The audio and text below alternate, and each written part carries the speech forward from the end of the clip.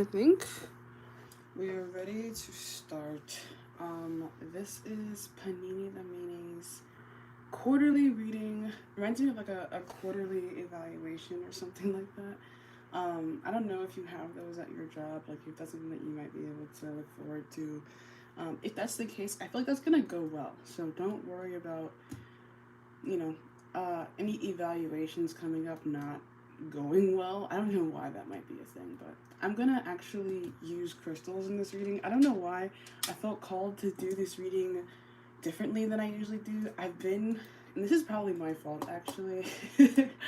I've been a lot less formal about the way that I approach my craft, especially when it comes to tarot, just because like I've been doing this for so long, since I was 14. And when I first started, I used to be like really strict with my routine. I used to be like really serious about like making sure I was like crossing all my T's and dotting all my I's and everything. And then I kind of stopped caring as much because I realized I was kind of getting the same results, even without, jumping through all the barrels and hoops, maybe. So I'm trying, like, really, like, for this reading, my guides, like, really, lit a fire, kind of metaphorically, under my ass to make sure that I was, like, just really, doing everything I could do that I know how to do to create the best output, like the best product for you. Which could mean like a couple of things. Could mean that my guys and your guys, like each other.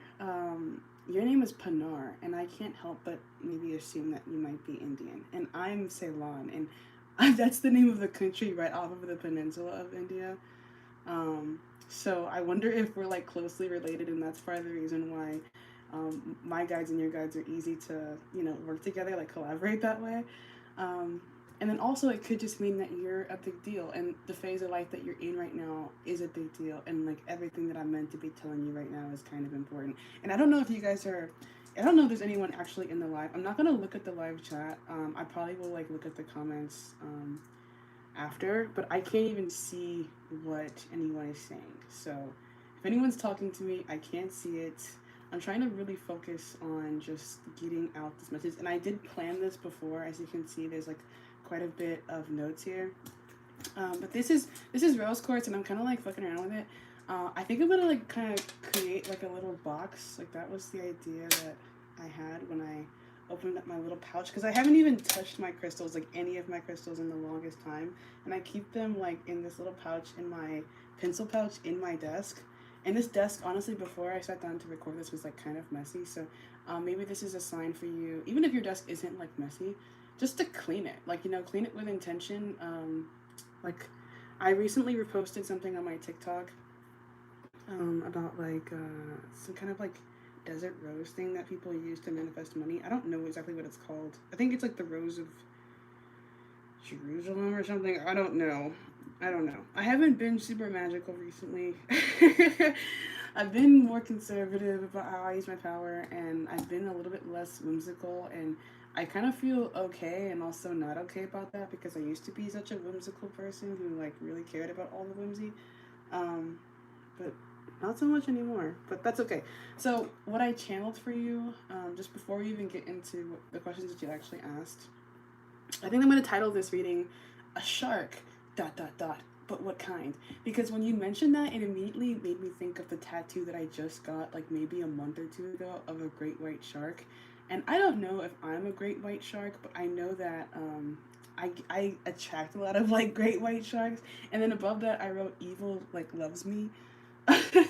Like I feel like you're the kind of person that the bad guys like, or like that like they find fun to be around, or they enjoy like the compliment of you. And I think I remember in another reading I did for you, I channeled Usha Vance, so you could have some kind of like JD Vance, Usha Vance thing going on, because I feel like I was picking up on that. Like I also wrote down partners that inspire innovation upon a previously existing personal identity. So like Usha Vance was like a really good lawyer before she even fucking locked in with. Sorry, I'm trying not to curse. I probably shouldn't be cursing. I want to be professional. Um, but she locked in with JD Vance, and now she's like a stay-at-home mom, wife, And she even occasionally goes to Catholic church, even though I'm pretty sure she's Hindu, so, or Hindi, forgive me. But yeah, there could be something about particular partners, if not in love, then maybe even friendship and coworkers that are like you're just looking at them and you're like, hey, I kind of like your swag and like how it's opening certain doors for you, and I wouldn't feel so bad if I was kind of like that too. Like maybe I kind of want to be a little bit like that. I could draw some inspiration from the way that you are. I know that I can relate to that, um, especially in my recent relationships. Like my current romantic interest is definitely like a conservative Republican, and I don't know that I would have like really identified as being Republican or anything like that until like my 29 Palms arc. Like it was when I was kind of surrounded by that energy that I kind of understood how I fit in with that energy. Because for a long time I kind of resisted that, and I was like, well, no, I'm not that. But then, I also started to realize like the things that I had in life were kind of always pointing me in a particular direction. This is my first phone, like that my well, not my first phone, but one of my first phones. And my first phone that I ever bought for myself was also red, and I bought that for myself from money that I made from Quick Trip. And the logo colors for Quick Trip are red, white, and black. I've kind of always been surrounded by red and black and like white color schemes.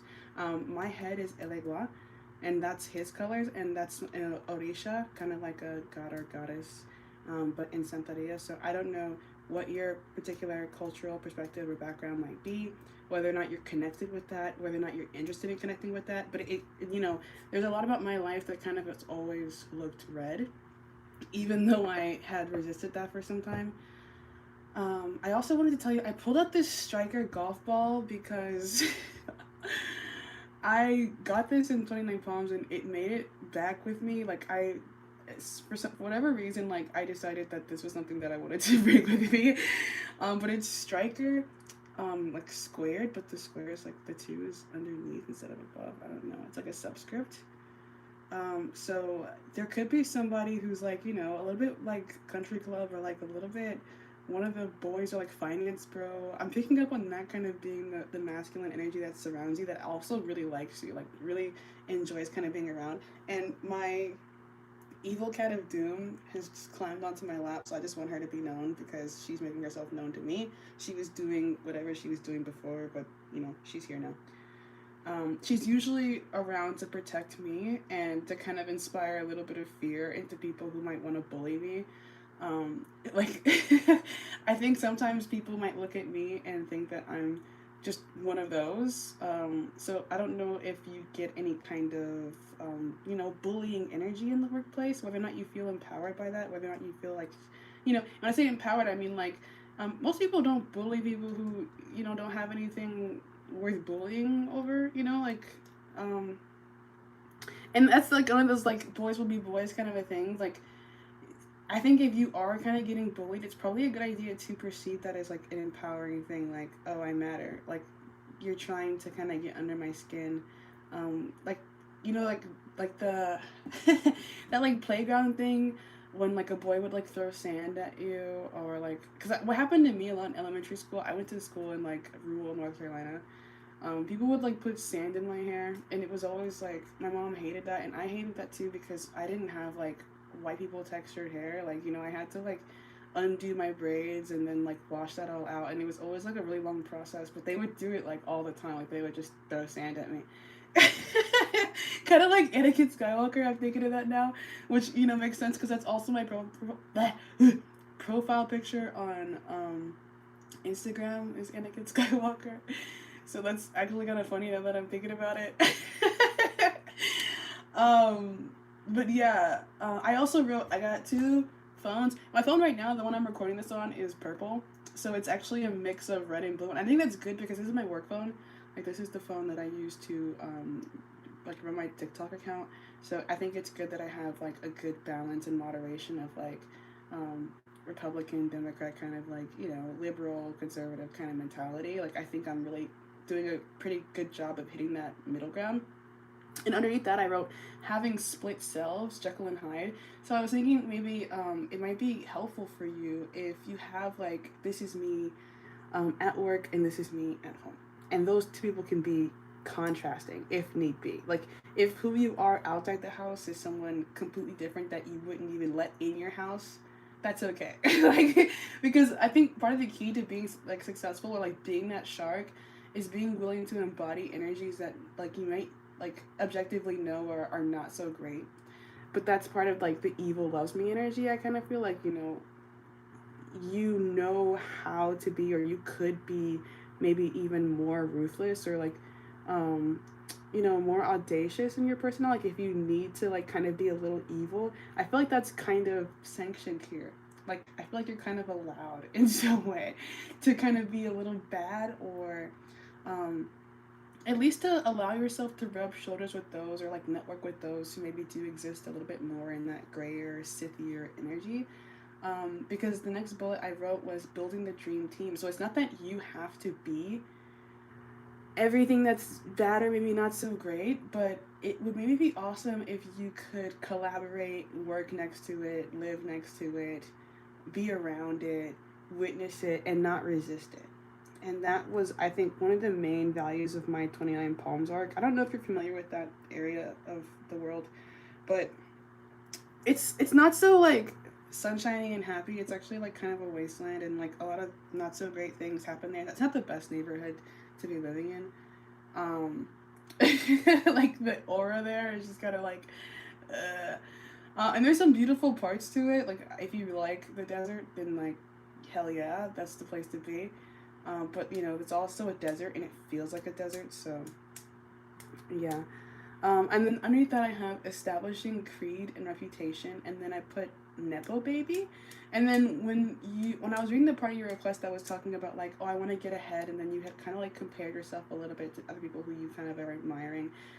The question that occurred in my mind is like, how much of the difference between you and them is based in advantage? Like, how many of those people actually like have family who are doing what they're doing, or have some kind of ability to be referred, right? Because this kind of reminded me a little bit of when I wanted to apply to the sheriff's department, and I felt like like I would have been a good candidate for that. Like I would have been like good at that. I feel like there was a lot of like evidence in my personality and the way that I was like maneuvering through the world that I would have been a good sheriff, like a good cop. But that application actually didn't get furthered, so that's when I was starting to think about enlisting and going the military route first to kind of like establish a little bit more creed, a little bit more reputation.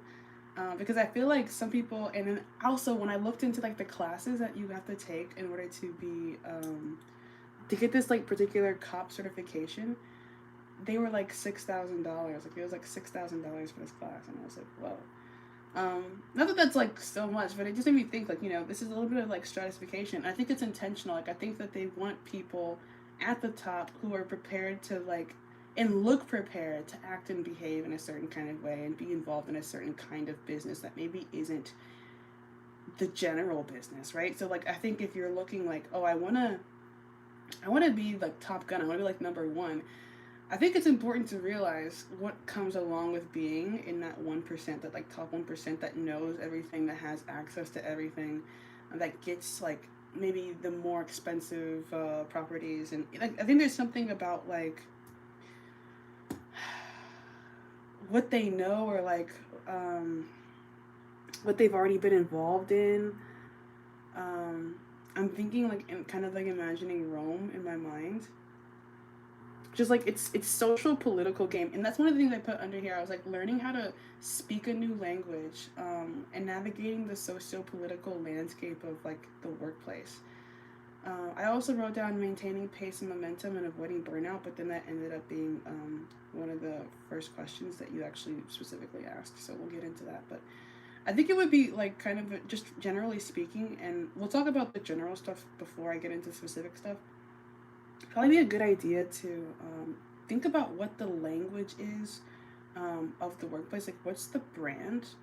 And like, not even just like the colors of the logo, but and maybe that could be a good place to start. Think about like, what your company is trying to represent within itself, but also like, what are people doing? Like, how are they dressing? You know, what might help you get ahead? Because I've recently been learning new languages. Like I've been learning German, and I've also been learning a coding language. So I've been learning Python, which is like literally a snake. And I have that tattooed on my arm as well. I have a snake and a shark tattoo. So you could be snaky, you could be sharky. These are like, generally maybe not the like lightest, brightest traits of self, but I feel like these are your shadow advantages, and you're definitely encouraged to lean into those if you want to get ahead.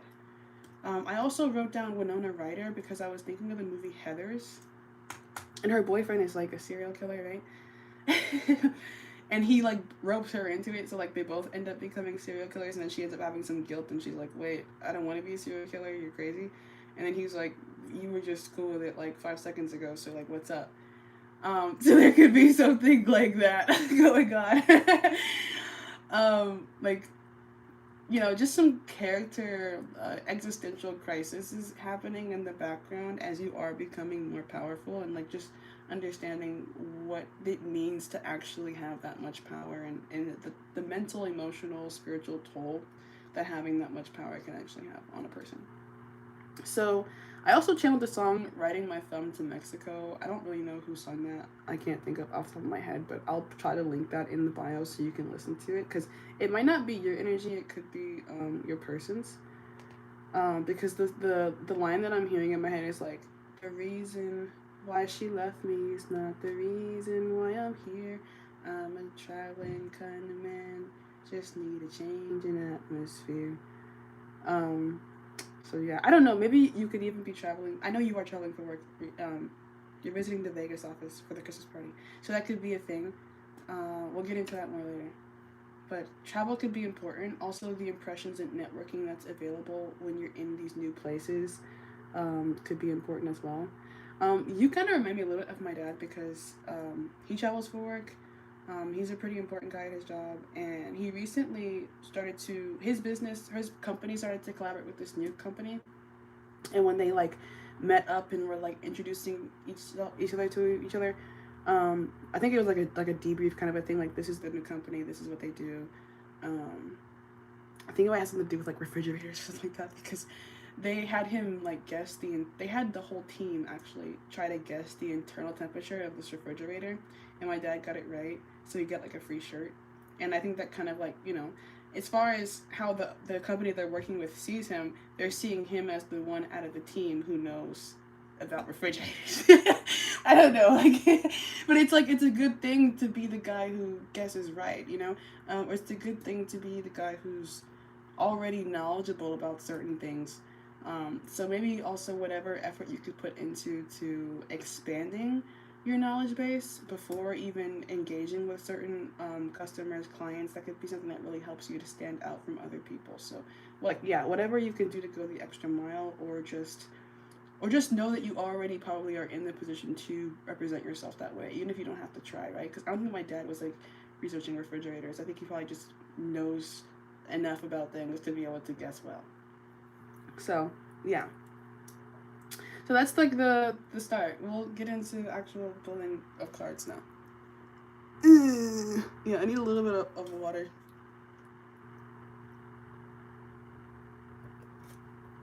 And I'll move this where? I don't know. I'll just put it on the ground real quick next to me.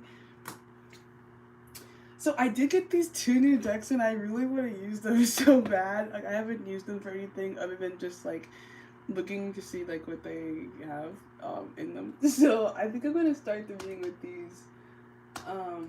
They're kind of small, but whatever.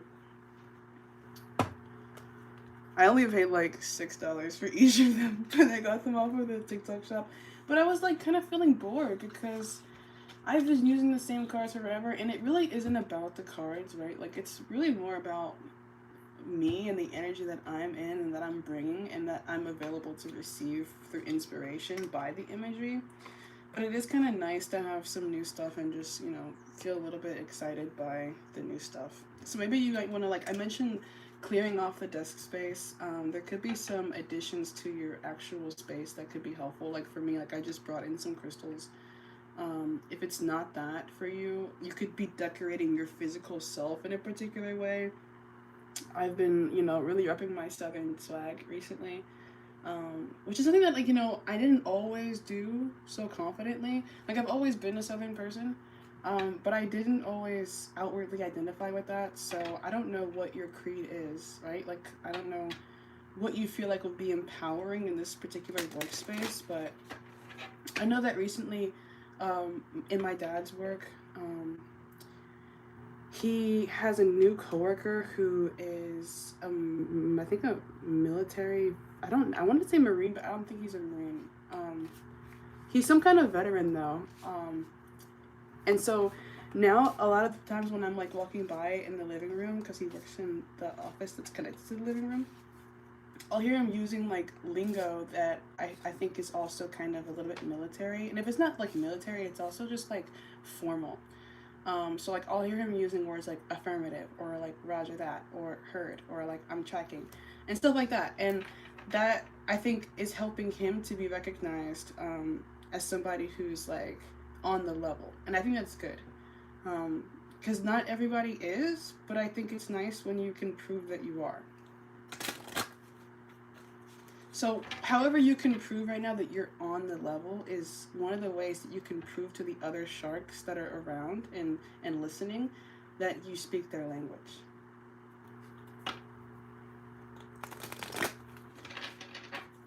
It's hard to like not respect somebody who is so worthy of respect. So, whatever you can do to like, prove it to other people, because it's not that you should have to like prove it. Like, I don't I don't mean to say that like your qualities are not obvious, but I do think that right now particularly there could be a value to like putting it in people's face what it is that you have to offer to them. Like right now I'm literally not even showing myself, I'm just showing my desk because I want you to see the cards. Like I want you to see how I operate.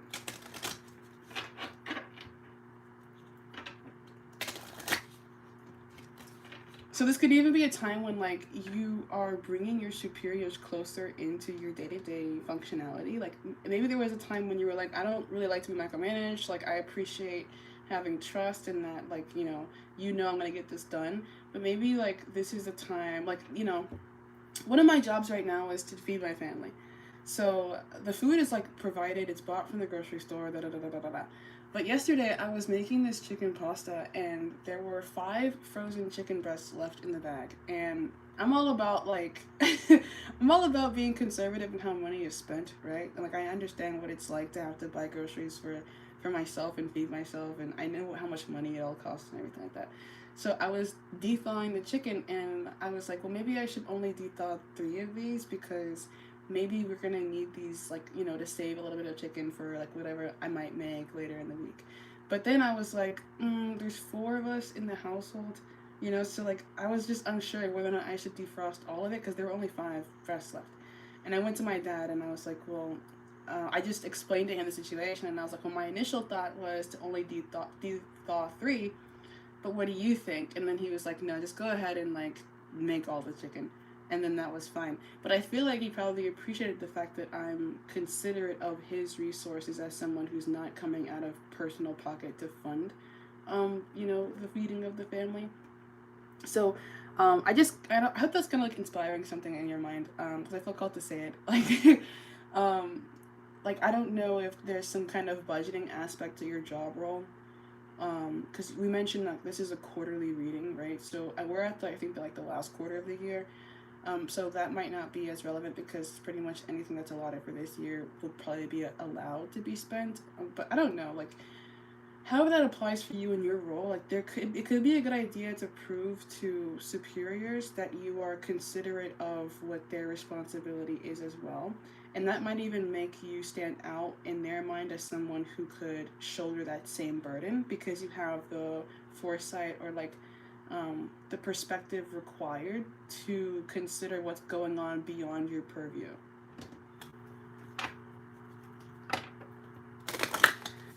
So just general opening for Panini, like, what does she need to know about this quarter?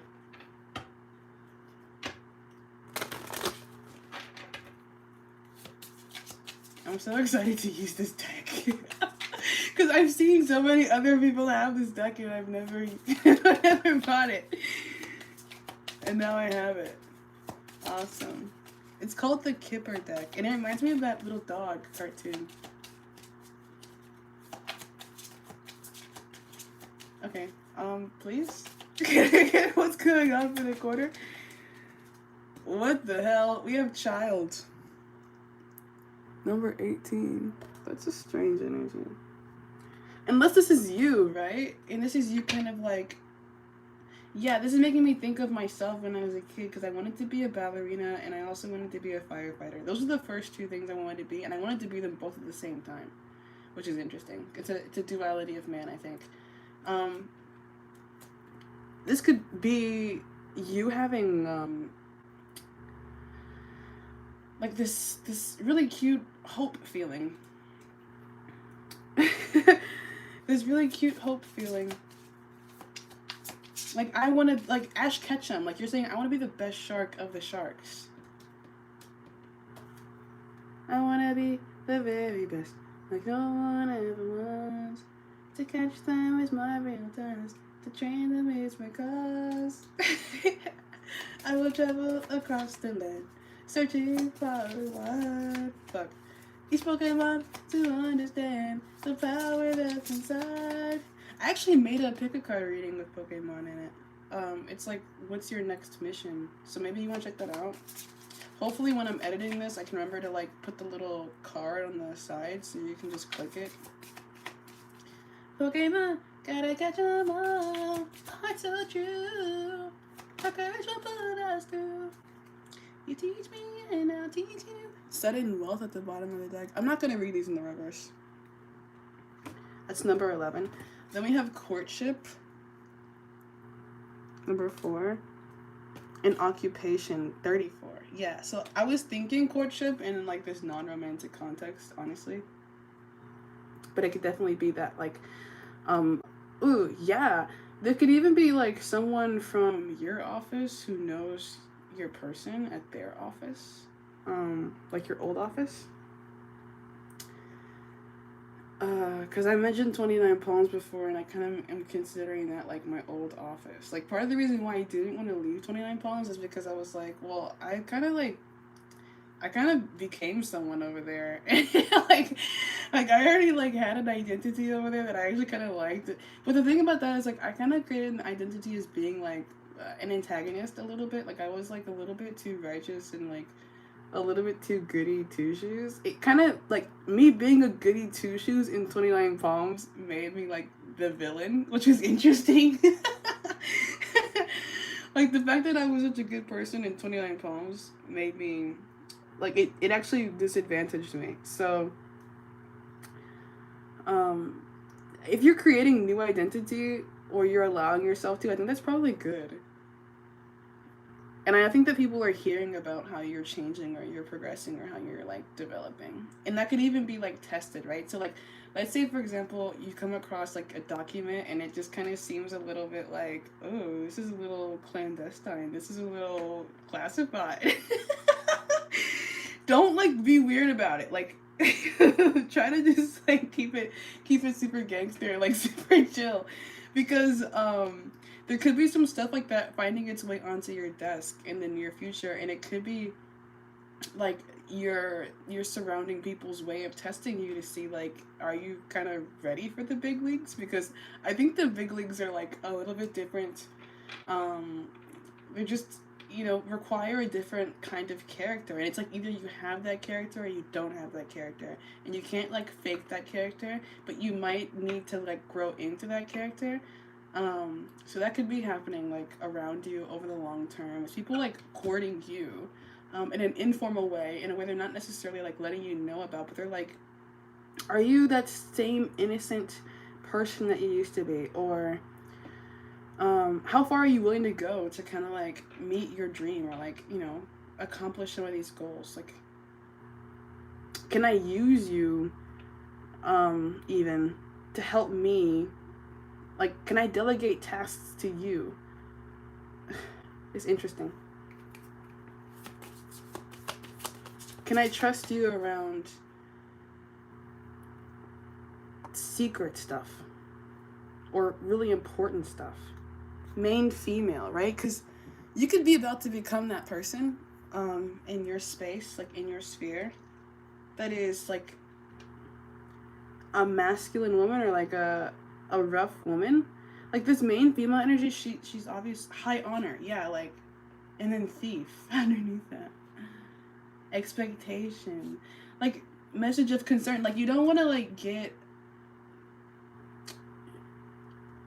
You don't want to like once people start trusting you to be in the know. It's really important that you are behaving with respect to that privilege almost of being in the know. So there is a certain way that you'll need to like kind of carry yourself, or um there is a certain like posture or level of like detachment from emotions that I think you're capable of, that you may be challenged with as you continue to move forward, like throughout this year and then also probably into the beginning of next year. And that, like you mentioned before, like, you know, what should I know about that, like, new, those new coworkers and such? I feel like, yeah, Seven Wolf is coming back. I feel like those could be some of those new partners that are coming in to challenge you, if not kind of monitor you, um, and how you're working and how you're thinking and how you're producing. Because this is a lot about like you kind of having your head down and like to the grind. I definitely feel like these new people are gonna be watching you, and I don't know if that's because you have more prestige than them or that's vice versa. And if it's you having more prestige, then that's definitely you being trusted to lead. Wealthy man, dude. I feel like there are literal people who are like having opportunities, and these are darker opportunities with the coffin. Like these are change, main male, main female, high honor. Like you're being grouped up with people who are also high achievers in their own way.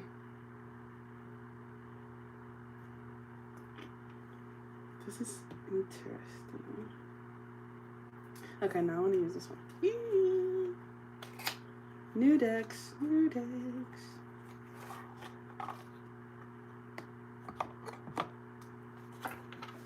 New shoes, new shoes. That's from the Boondocks.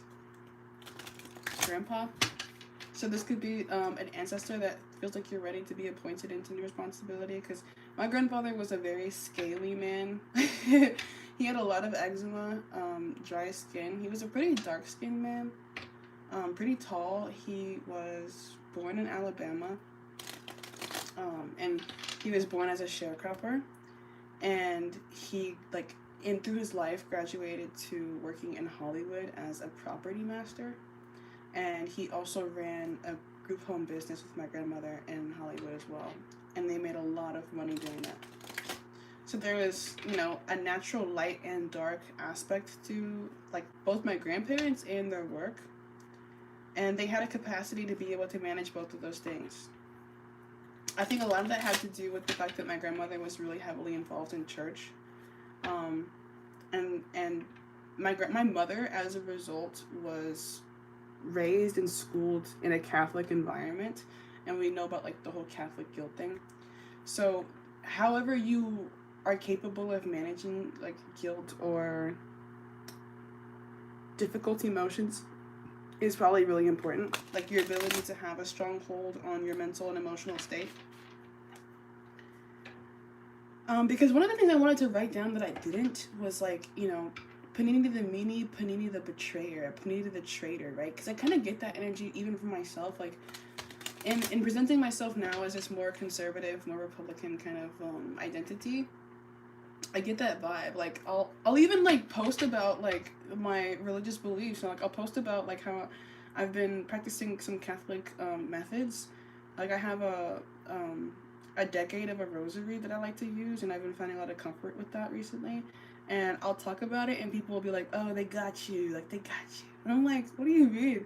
Like, I've always been submissive to Christ, like from the beginning. Like, nobody got me to do anything. Like, this is just what I'm doing. So there could be some judgment that comes from like your peer group, like people who maybe like look more like you or assume that you would be more like them, and then the revelation of the fact that you have kind of evolved in whatever way could be like frustrating, right? Because I think this evolution, like whatever this is, it's not something that everyone could do. And if everyone could do it, then they wouldn't be the main woman or like the one on top. And that's the thing about this whole shark thing, is like there's not a lot of friendly, like nice things that are said about sharks. And I think like, you probably have to be okay with that, like moving forward, is that people might have less nice things to say about you, or you know, you may not be known for how soft and cuddly and comfortable you are. um, like that might have been something that you liked as a former version of yourself, if you had any kind of like people pleasing aspects. Like I know that like in my running of my social media, like my first account name was I Love You Lonnie, and like the whole thing was just like, oh, I love myself and you should love yourself too, and here's how. And that got me like a lot of followers because I was aligning with a collective of people who were in a more juvenile mind state. And that isn't to like, you know, speak down on them, because at that time I was in that same mind state, which is the reason why I could connect with them and I could say things that were empowering to them, because they were the same things that I needed to hear for myself. So when I was doing I Love You Lonnie, I was talking to myself and I was empowering myself, and people who needed that same empowerment were benefiting from that. But now I already kind of know I'm the shit. I don't really need to be reminded that I'm the shit. I wake up every day knowing that I'm the shit, kind of. So I'm in a different place, and there are still some people who need empowerment, but I'm not really giving it anymore. Um, you know, like I'm no longer like holding people's hands to the finish line. I'm kind of expecting my collective to already be on their grind, already believing that they're worthy of getting to the places they want to be. So I'm no longer like, hey, you're special, because I feel like we should be knowing that about ourselves already. Um, so yeah, I feel like that could be something that's happening. Like as you're evolving, like you're kind of taking on a different personality, and there could be some people who have different ways of responding to that at this time. Like they just don't really get that about you, maybe because they don't live in that same energy. And that's not to like shame them or like degrade anyone. It's more just like the recognition of how much you've grown and how far beyond what's normal and average you actually are. So I'm using the Unfolding Path Tarot to clarify this energy. Ace of Pentacles underneath the child. Yeah, this feels like dream energy. And the child, the hands on this card are coming down from the child. I hope you can see this imagery. That's what I'm hoping for. The hands are coming down from the child. So this could be some fulfillment of inner child like goals, or this could be a gift financially, like this blessing that is growth in your career right now that actually puts you in the position to have a future child. Um, yeah, let's see what else.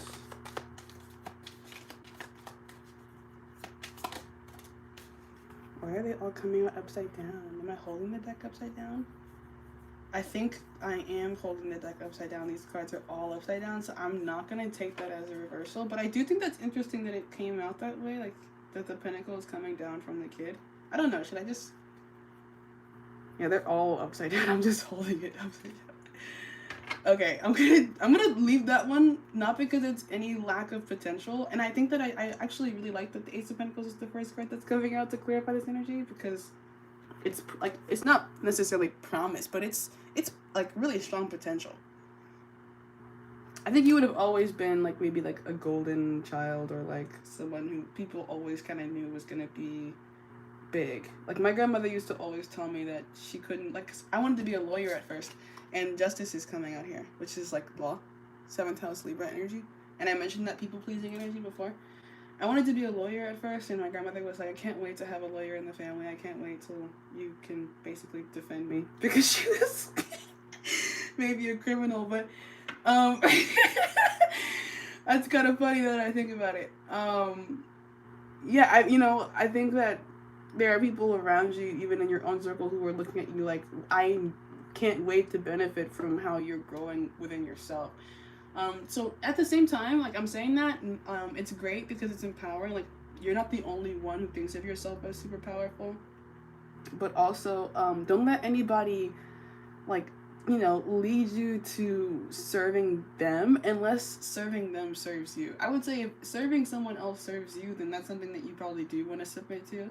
But if you're like in the practice of like just doing and making things easy for people and not necessarily gaining enough in return, that could be a hint back to those inner child wounds of like, I wanna fit in, I wanna be liked. So just make sure you're gaining enough for whatever you're sacrificing, and that's the balance that I feel like you're learning how to achieve. Also. So I mean, Ace of Pentacles in the reverse. I wonder, like, are you satisfied with your pay? Like, would you like to be paid more? And how does it feel when I say that? Like, are you afraid to ask for more? And then where do those fears come from, and how real are they? Is it because you're in a new office space and you kind of want to, wait longer? Because that makes sense, right? But, like, it's fine for you to feel like, hey, I kind of would like more. Because I feel like you're one of those people who actually does deserve more. And knows how to prove that, actually. Okay, a whole bunch of stuff wanted to come out here. I don't really want to take all that, but I do want to see what it is. Queen of Pentacles. I do want to see what it is. So we have the Ace of Cups, the Two of Cups, the Wheel of Fortune, the King of Cups. Ooh, wow. The Eight of Cups, the Chariot, the Knight of Cups, and the Tower. That felt like some lovey stuff. I don't know if I'm ready to get into that yet. That's actually kind of supposed to be at the end. But just know that that's here. Because I was telling you. I was like... I think there could be, like, someone at your office who knows the person at your old office. Or maybe your person at your old office has asked about you. So, like, it could be known that you had, like, a thing going on with somebody at one point in time. And that they're still interested in you. And that you're, like, taming their beast. Like, you might have this person acting out of character or something like that. Like, the loss of you, they're, like, taking it upon themselves to remain available, like, or, like, aware of you, basically. And you're just, like, you're doing your thing and they're doing their thing and they're like, well, I wonder, like, how she's doing. Because I don't know, like, how much you guys actually talk or what, but this is coming out kind of underneath the wealthy man in occupation, so I feel like your love life could be connected to your career, definitely. Like, if you're feeling like you've already met your person through work, that doesn't surprise me. Because I do feel like people are attracted to you in the workspace. Like, there are people who are, like, having, like, little crushes on you or something like that. It could have, like, behind your back, though. So, like, there could even be some people in your current office space who are having crushes on you. Like, it could be a particular boss who not necessarily, like, wants to, like, make a move on you, but they might, like, ask you out to lunch or, like, bring you lunch or something like that. Like, I wouldn't be surprised if people are, like, gesturing towards you because you look powerful. This is you on this Wheel of Fortune card. You look powerful. And so it's just kind of nice to have a person of the opposite sex who's powerful around you. Like, I think people just generally kind of like... I know I like that. Like, even beyond really wanting to be romantically involved, I kind of just appreciate when people are on their shit. So I feel like that's happening around you. And people are seeing you as the Tower, like this powerhouse, the Tower and the Wheel of Fortune. You're getting stuff done. So yeah, I'll put that back because I don't think it's important, but it did come out. Like, I wouldn't be surprised if there's somebody who has a crush on you at work, and they're just kind of like keeping it chill because it's like a work crush thing. Yeah, Ace of Wands. Like, maybe you're like dressing really well, or you have good ideas, and people are attracted to, like, once again, maybe like a foresight that you have, or... Yeah, the Hierophant, it could be a boss.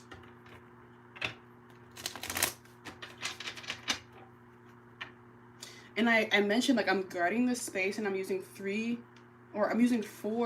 rose quartz. So if you're one of the... Because you mentioned having 3 new coworkers, right? So this is, like, a group of 4 now. Like, a quad squad. Like, I feel like your manager is picking people who they think will work well with you, which is actually really nice, right? Because they're agreeing. They're like, hey, I'm gonna, like, drop maybe some fresh meat on you. I want to make sure that you can work well with these people. Like, when I'm picking them, I'm making sure that they make sense based on who you are. So just know that you're already kind of experiencing favor. Like, it's important that you are in a good energy because you kind of are maybe the center of the mechanism right now. And people want to make sure you stay like in the energy that you should be in. What else? Yeah, like people want you to stay comfortable. So if you're thinking like, hey, I want more money, you're like da da da da da da. Four of Swords, like people want you to be comfortable. This is coming out in between courtship and occupation. Like, I think like the worst thing that could happen is if you like left or like if you weren't keeping the peace here. Because I think things are allowed to be peaceful when you're functional.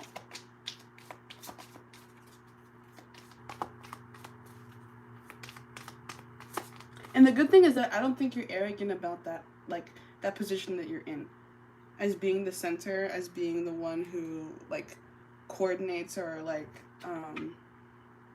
facilitates certain things. Like, yeah, like you have a certain level of humility and also a significant amount of power. So you could be somebody who like is comfortable when people find mistakes in their work, or is comfortable acknowledging where they've gone wrong in some way. Like, you're not a difficult person to work with. And that being said, I don't think you make a lot of mistakes, so that's part of the reason why it probably is easy for you, because you do, Knight of Pentacles, seem like somebody who knows what they're doing. We have the Fool, that's Aries energy. 10 of Wands at the bottom of the deck. Like, it's like almost there. Princess Tiana. Brown skin lady. D'Angelo literally died recently. 0 the Fool. 3 of Wands came out in the reverse, and I just looked it back up, so I don't know what that's about. And then the Page of Wands. Yeah, I definitely... Can you see that? Is it still in frame? It's not really in frame. Hold on. Let me do a little shifty. Yeah, see how I'm like shifting it because it's not in frame? I feel like this person is like remaining continually aware of you. I wonder if there's like cameras in your workplace or something like that, and they could like watch you through the cameras or something. That's the kind of vibe I'm getting. Like, they're making sure that you're in frame. Like, they want to see you still, even though they're not seeing you. So I don't know how much power your person like has, but they might have some power. Like, they might be in some kind of in-group already. Like, they might be one of the sharks that you kind of want to be like.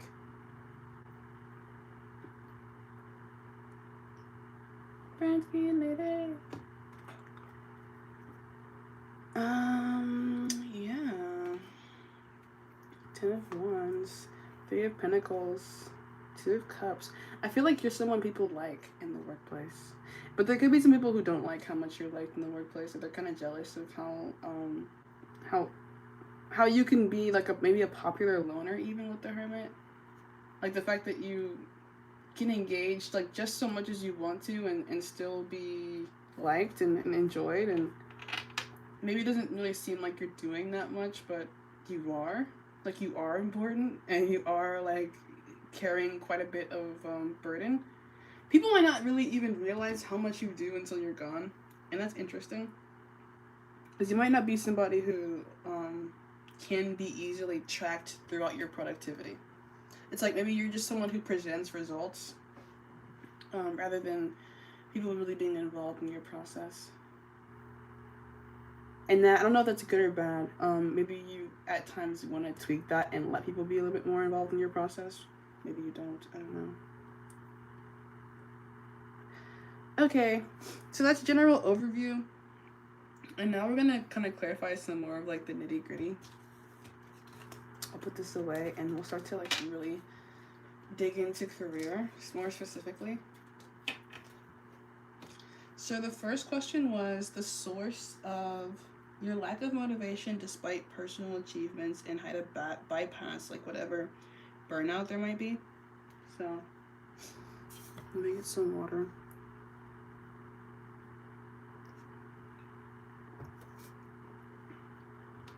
I think I'm gonna actually commit to using these decks. I just want to use them because they do. So, what could be the source of this burnout? What does Panini need to know? Are paninis like pressed sandwiches? So there is some pressure here that I feel like is just a part of who you are as a person. I don't know that you'll ever completely bypass struggle when it comes to the workplace. I feel like whatever struggle you could be experiencing is maybe even necessary. So, or inevitable in some kind of way. What could be the source of this burnout feeling that Panini is experiencing? Imprisonment. Number 29. I'm getting like this stir crazy feeling up of that, which made me think again back to when I was like, change things up in your your workspace, like your cubicle or something. Like you might want to like literally invest something into, or then we have journey, and then family room. Like invest something into decorations here that makes either brings in something of your own culture, your own sauce, your own swag, or brings you out of the workplace environment. I don't know if it's possible for you to do any work like at like a Starbucks or like at the library or whatever, but on some days it could be helpful for you to be in a different environment than the actual office. Because mundanity could be one of these triggers here for you. Doing the same exact thing like every day.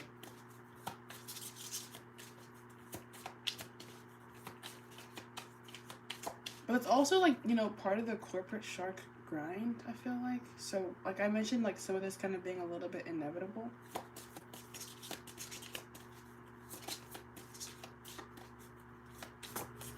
Like some of this burnout is just the result of the fact that you might be a human machine. What else about burnout and lack of motivation? Privileged lady and then house in the reverse. Yeah, like if you're going into the office, that could be part of the reason why it feels a little bit like, yeah. But maybe a part of the ways that you can kind of avoid that is to like dress up a little bit more. Put some more effort into like how you physically look. Like I've actually recently have been doing that. Like I got new hair, and that actually helped me like want to record more content because I felt pretty, you know. So maybe feeling pretty could be helpful.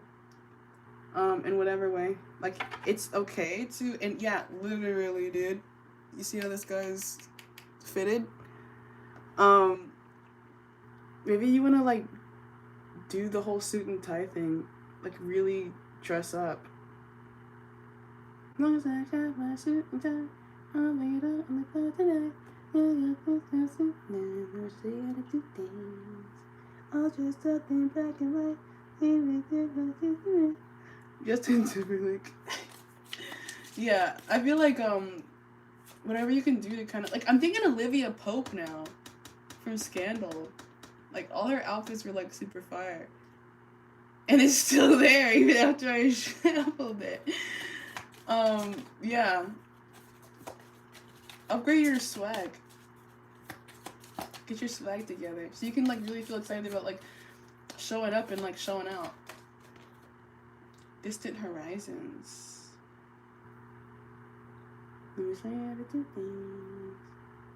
Maybe don't wait so long for like a special occasion to look nice. I don't know if you're like slacking on that. I don't know.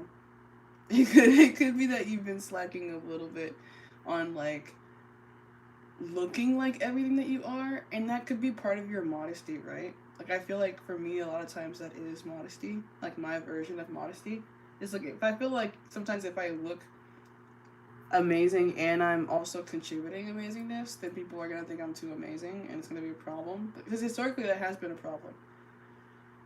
Some people only really have to offer how they look. And I let those people usually just like offer how they look. And then I prefer to like kind of be like chill and like, you know, not flex my physical appearance so much, but maybe you want to like start doing that, because I feel like there's some value to that, like right now specifically, like you being a physically attractive person who like fits the brand. Okay, what else about this internal stagnancy and what this burnout feeling?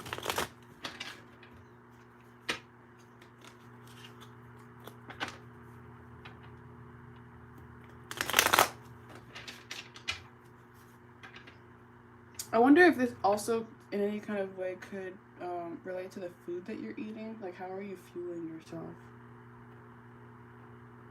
I just got that idea. I don't know. Whoa. King of Swords at the bottom of the deck. You have the Tower, King of Cups, the Hierophant, the Lovers, the Knight of Wands, Queen of Wands, and the Sun. Can you see all of that? You can. Wow.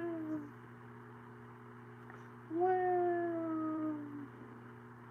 Yeah, Queen of Wands, Knight of Wands, Tower, a lot of fire here. I feel like if you were to either, like, I don't know, do you also maybe like one of those standing desks I'm getting also?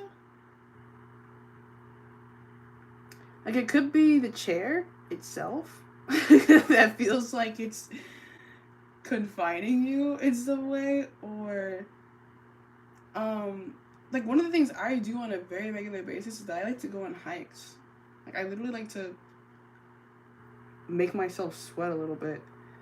I know I have a, like, my person likes to go like the sauna, and he'll literally sweat out like toxins and stuff like that. So something about maybe even like feeling the light of day, getting outdoors a little bit, like absorbing vitamin C, not being so confined to the office, so confined to the chair, maybe putting yourself into new environments. I feel like if you were to like speak to a manager about a need to get out, that would be understood in some way. Or like if you were to change something about your appearance or the way that you were operating at work that makes you feel like you're able to be more productive, you have this privileged lady energy, so you're already somebody that people feel like deserves the things that they need to be their best self. Like, my dad works from home. I don't know if you work from home or not. I feel like you have an office space. I feel like I remember talking about like an office space. So if you feel like, hey, like maybe you're thinking on one day of the week, maybe on Fridays you want to like be at home because that makes you feel like you're more productive and you deserve that, then I feel like that's something you can maybe like pitch. And you could pitch that from a place of humility, and I feel like people will be ready to kind of receive you in needing that time away, or like just in a different environment. Because I'm picking up on this like confined energy. But I'm also picking up on people like kind of being ready to support you and you doing what you need to be successful. Like distant horizons being clear for the Knight of Wands. Like, people know that you'll still get things done even from far away. Like, your character with the Hierophant being here in the center is like, it's proven and it's solid. So yeah. There could be a particular day of the week. It could not be Friday that you already know. It could be like a lighter work day usually that you might want to like work from home or something like that. Or if not work from home, then like it could be that you just, I don't know, like something about like moving your actual self. Like the Fool. Yeah, new beginnings. I think whatever you need to be comfortable is good. And people are kind of like wanting to see you be comfortable.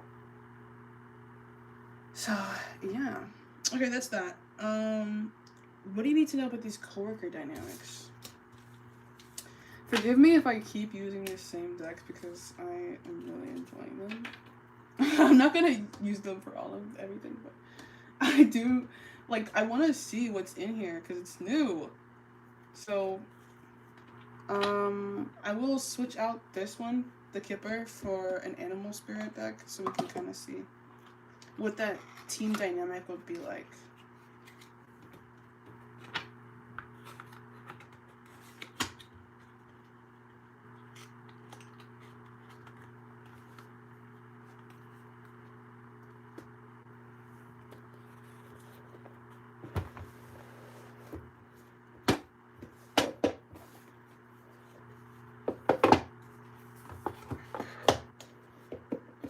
I have actually so many of these. But I think that's good. I like to have a variety of tools.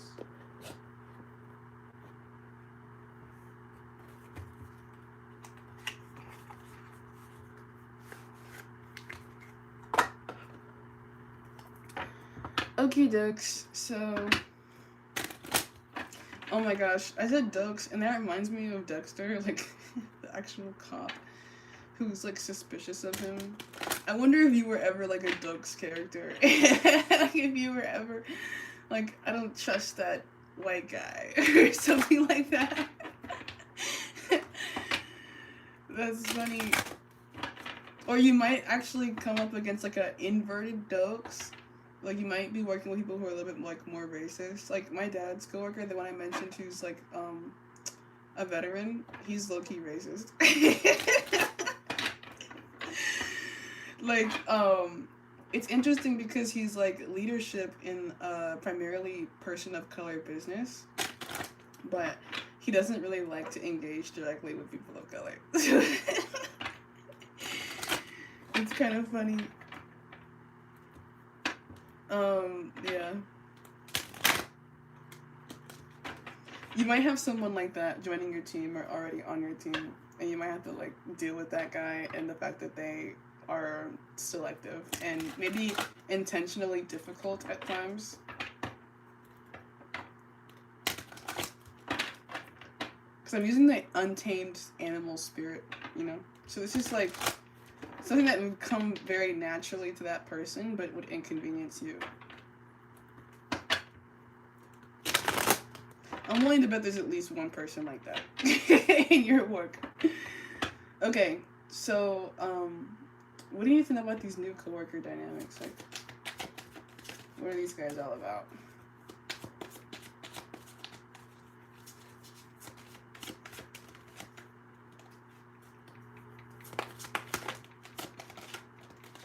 Yeah, the wolf. Instinct and loyalty. Toad, listening and secrecy. It came out kind of in reverse. I'm just noting that. The bear. Holy shit. Yeah. Protection and faith. So, like, if these are the three right here, and then this is you, like the jaguar probably. Charisma and shamanic gifts. So this is kind of how I'm gonna put it. And then the bottom we have play and resources. So like notice how I'm like giggling about this like obviously kind of toxic energy. So I feel like if you could like laugh off whatever is really annoying about certain people's flaws would be probably the best thing you could do for yourself. And notice how I'm putting it kind of like in a Teen Titans thing. Like you might have some Beast Boys in your team, but that's okay. Like just you kind of like being known as capable of working with Beast Boys could be helpful for you in terms of your reputation. Like you're someone who either has or is gaining experience working with Beast Boys. And I think the Beast Boys actually do like you, even if it is natural for them to be defensive in their demeanor towards you. Like, are they really trying to be jerks, or are they just jerks? You know? Like, I don't know. Like, and I feel like you probably have, like, you're on this tree branch here, so you're above the ground. Like, whatever attacks they would send towards you as these, like, more ground-dwelling creatures, they don't really have an effect on you, so, like I mentioned, if they're, like, bullying you or, like, trying to, like, rage bait you, like, they're not adding you to emails that are important for you to see, or they're not including you in calls and they're kind of like talking behind your back and they're just like challenging you in that way, that's fine. Like, just let that be. And then pay attention though with a toad. Like, just watch them. And know that you can outmaneuver them though. Like, you definitely have the ability to outmaneuver whatever these more beastly like creatures are, and then also know that your management wants you to remain comfortable. So like if these energies are like antagonistic to an extent that can be punishable, then know that punishment would be inevitable. And you can probably track whatever antagonistic energy could be coming towards you anyways, in a way that's like kind of provable. But over here, my carnelian crystal is like rocking back and forth, and it's like making a sound on the table, like it was doing that. And this is an attraction, like root chakra crystal. So I feel like, you know, if you, I think people are like attracted to you though. Like they're being mean to you because they kind of like you, or like because they want to see what you're made of, or whatever, or they want to like get you to like act out a character so they can like kind of like I rage bait you. Like it feels like rage bait. Yeah. You might be getting rage baited a little bit. But you're like proving toughness in that. Like identity, the fool. Like you're proving who you are and how you respond to working with these new people. And they're trying to demonstrate themselves, right? Like if this is like their first, you know, time on the scene, they feel like they need to like, you know, peacock. Like they feel like it's important for them on their end that they're covering their bases by being a jerk to you. Like that's like that's their creed. Like that's what they're doing. That's how they're like set and like programmed to be. So it's really not to take personally. It's more of like them establishing their own reputation of being a wolf or a bear. Like that's just what they kind of need to do to be themselves and show up how they want to be seen. So all you have to do is show up how you want to be seen, and I think everything will be okay. Even if it takes a little while, like a couple months of like bump and grind, because you guys are like figuring out how to maneuver on each other, how to work together. I do feel like eventually you create this like pack energy. I said pact, right? So it could even be like an alliance. Like we have wolves, loyalty, bear, protection. So although those are like ferocious animals, like, you know, they, you know, if they like you, they will protect you. And I do feel like you're somebody who's easy to like because you have this like feminine cat woman energy about you. Yeah, like you could be attracting like Batman.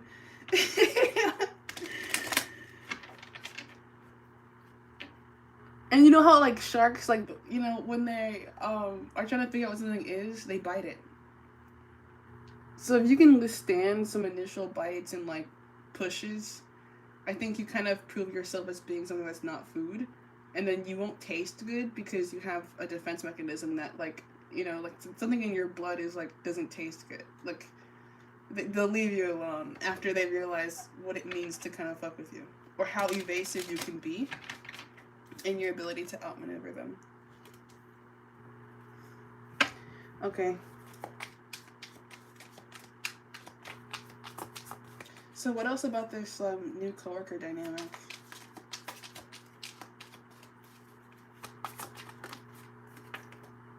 Seven of Cups. This is giving me like Elle from Legally Blind, or Legally Blind, Legally Blonde. Yeah, they might think you're dumb or something. I don't know. They might underestimate you at first. So don't be afraid to show your teeth.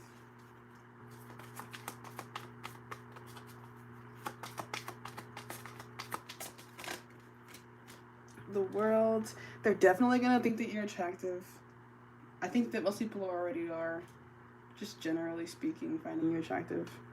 But they're also gonna find out through time that you're also extremely solid, because this is a fixed card. It has Aquarius, Scorpio, Taurus, and Leo. And you're not somebody who can be defeated or like is willing to be inconvenienced by them beyond, you know, what makes sense. the sun, they're gonna realize that you have quite a bit of masculinity to you. You are a panini the meanie, so there could be something about the way that you speak in email, or, you know, like you have a professionalism that mirrors masculine professionalism in a way that I think that's easy to respect. I don't know that these are all men that you're working with, but I feel like they could be quite a few men. Like you could be working with men. And that's honestly, I think, one of the indicators that you are already on track to being seen the way that you want to be seen. Like basically people are not seeing you as someone who's fragile. Um Even if you do have a feminine way of presenting yourself, it probably still has a bit of an edge to it. Like I have short hair normally, unless I'm like, you know, wearing a wig. But I have short hair, so I actually enjoy presenting myself in like a boyish way. I feel like that actually fits my personality more. I wonder if there's any kind of like wardrobe change that you might have been interested in. If you were thinking about like changing something about your appearance that kind of helps you to present yourself the way that you want to be seen, that could go over really well in the workplace. Could help you to solidify some more of your identity. I recently cut my hair into this like Prince-ish kind of like haircut. Like I was going for like a Prince energy because I kind of feel like a prince sometimes. So yeah, um, the world and the sun. These people I feel like could be orbiting around you. I wonder if, you know, you might make things a little difficult on purpose. I don't know what that difficulty energy is. Why is the Ten of Swords here? Why is the Ten of Swords here? Yeah, I think this could be you, actually. Who's like, this is how you need to treat me. This is how you need to move around me. Because this is who I am to you. Because I mentioned how, like, your boss is already thinking about hiring people who they think you could work with well. And that they're hoping that those dynamics are going to go over well. What else about the Ten of Swords? Yeah, because I feel like you're maybe even teaching or training some skills here. Which could be another reason why there's like an initial like inclination to resist you, is because you actually are lending like guidance, and there can be some people who have like a difficult time humbling themselves enough to receive what you have to say or the guidance you have to offer, because they could be looking at you like you're once again like Legally Blonde. They're like, who do you think you are to tell me what to do? But that's a little bit arrogant. I think most people generally are going to be inclined to respect your authority here. But there also may be people who aren't really wanting to listen to what you have to say. So, I mean, it's kind of like mothering a kid. Like, you probably are going to be like a work mommy, but you are allowed to be dummy mommy, and I think you're supported in being dummy mommy if you need to be. I've recently been struggling with my dogs. I have 2 boy dogs, and they're pretty big, 100-pound beasts, and I'm always telling them to get out the kitchen, but they don't really respect me because I don't really hit them. I don't like to hit them. My dad will like physically discipline them, but I'm not like a huge disciplinarian. I'm more of like expressing my discipline through like visible disappointment than I am like actually hitting anybody most of the time. So I'm not like a big disciplinarian, but I could honestly grow in that way. Like, and that could be part of the value of this opportunity for you if you're gaining, you know, if you're becoming a superior in the office. You're probably learning how to guide other people to desired outcomes, both by example and also through like actual feedback, verbal feedback. Like learning how to say like, hey, this isn't really good enough, or I don't like this, try again. That could be part of the ways that you're creating this wolf and bear identity even within yourself. Because I'm not just this big cat feline, I'm also, you know, I have a bite force. And you should respect it. You should be only submitting the best work to me.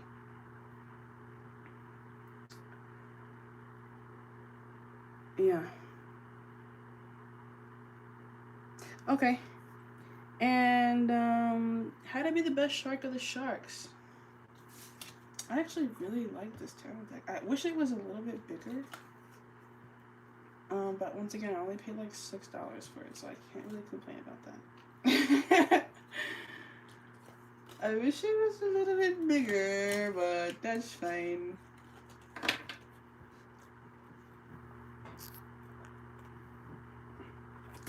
How to be the best shark of the sharks. I think I will switch away from this deck though. And I'll use my Skelly Bros.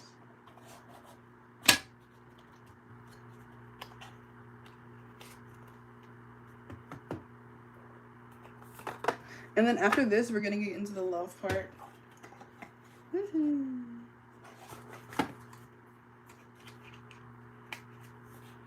And once again, I'm finding myself needing some water. I've been like more dehydrated than normal recently. I don't know what that's about.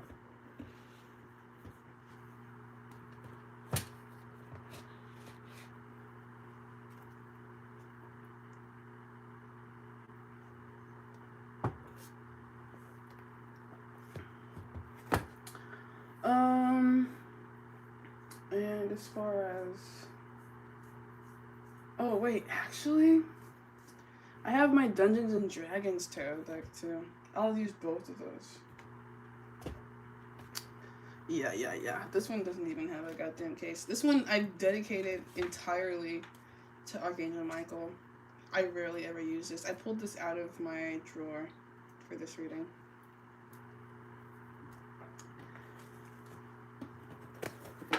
So, what does Penny need to know about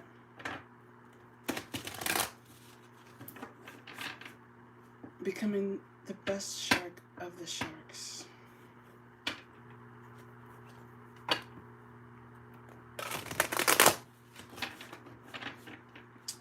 Once again, Dungeons and Dragons, so it just feels like X Games mode. It feels like badass, it feels dark, like you're battling or conquering domains or something. I know you literally work in mortgaging, so that's like there is physical real estate involved.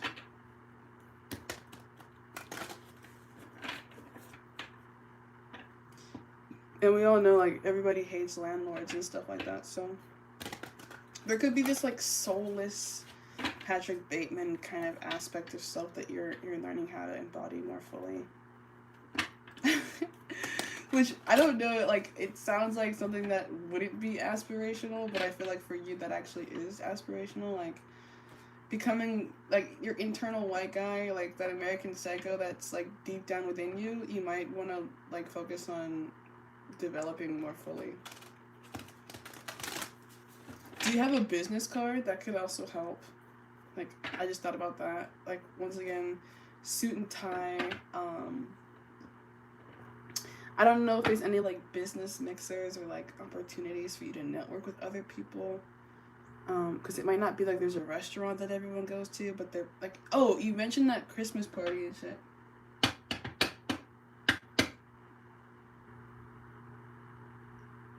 Okay, I'll ask that question next, because I feel like however you're presenting yourself there is important. So we'll see kind of like what maybe, yeah, and then for that I'll use the Citadel. The Citadel of Ricks. Like when you're amongst the other Ricks, like what qualities do they want to see so they recognize you as a Rick?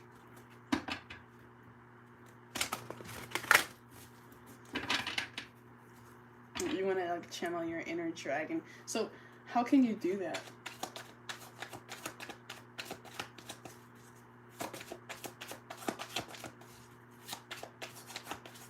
Okay, I'm getting redirected here. I want to use this one first. I want to combine how to be the best sharkless shark of the sharks with a little bit of the details about that Christmas party. Because I kind of just want to speak about what traits you should highlight when you're in networking spaces, whether that's in your office, that's the Vegas office, like just when you're amongst the people who are most likely to be able to promote you and speak highly of you, even beyond you knowing, how should you kind of be presenting yourself?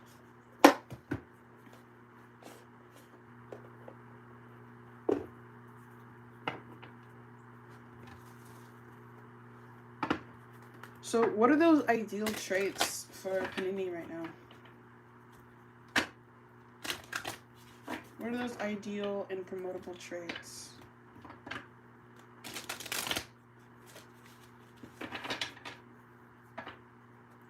I just saw the gambler, loss and risks. In 29 Palms, one of the networking spots was the casino. The Tortoise Rock Casino.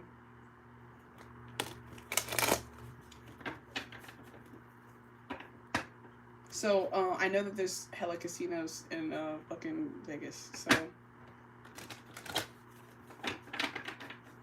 And I'm trying not to use my potty mouth, but my potty mouth is slipping out a little bit, and I feel like that's not all bad for this part. Like, there could be some, like, down-to-earth energy that you have, but you would know how to use that and when to use that, so you're not, like, you're not reckless at the mouth, but I think if there is some recklessness at the mouth, it could end up being part of your demonstration of yourself as having humor. Having good humor, being able to take a joke, could take you far. Being able to bypass other people's tasteless jokes, even. Because there could be some stuff that you hear people say, the Beast Boys that are around you, and you're like, ugh. Yeah. You're like, ugh. But, you know, maybe you don't correct them. Maybe you're proving yourself as, like, an enabler. Like, you let people be bad around you. Maybe you don't necessarily engage, but you allow things to happen.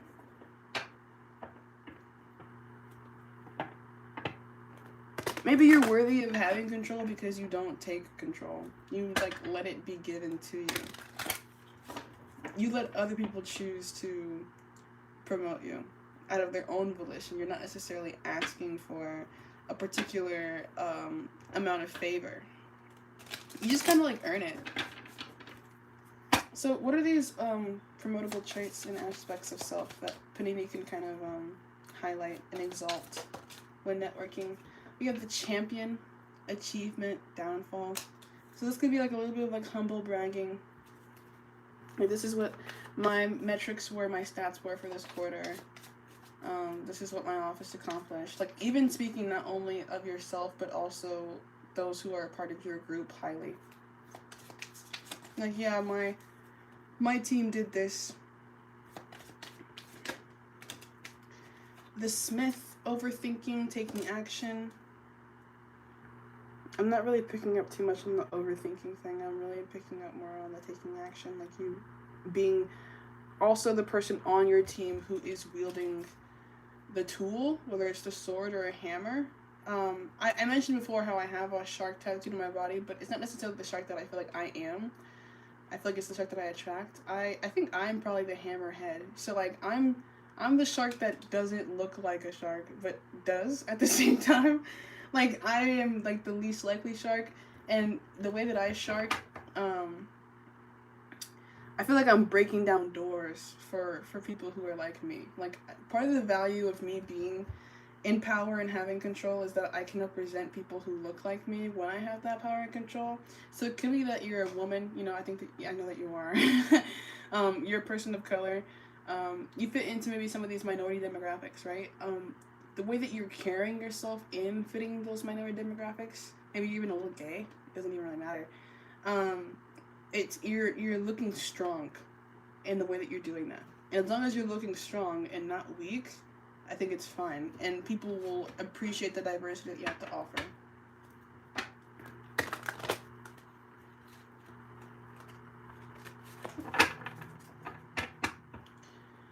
What other traits?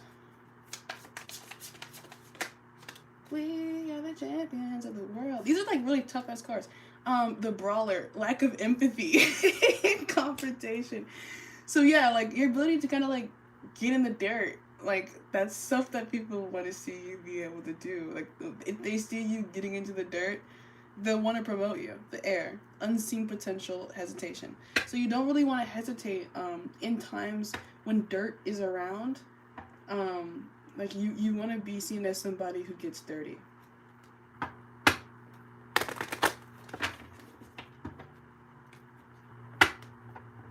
I think you're gonna be surrounded by some dirty guys. And that's part of being the shark that you want to be.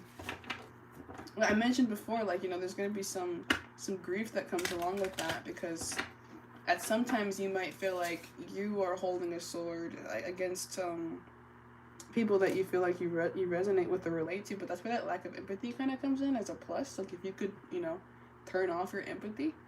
This is such weird advice, right? But you're asking about how to be a shark. I don't think sharks are swimming around wondering how bad does it hurt when I bite people. I don't think they are doing that. I think they're just biting and they're enjoying the taste of blood.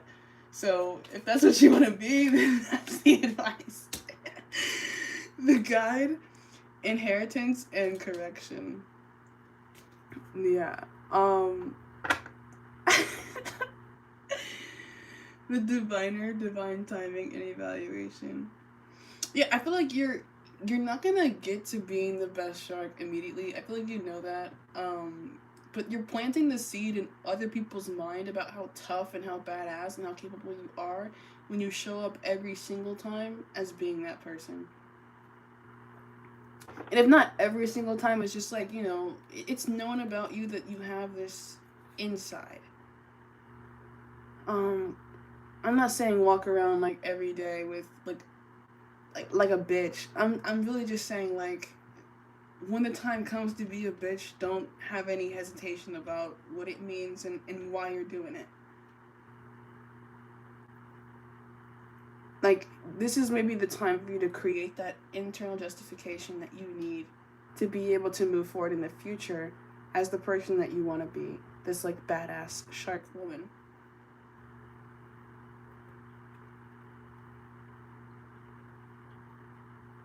Yeah. And, like, there's a righteousness here with the diviner. I feel like there's probably something about, you know, yeah, we have the runaway here, secrets, running away from problems.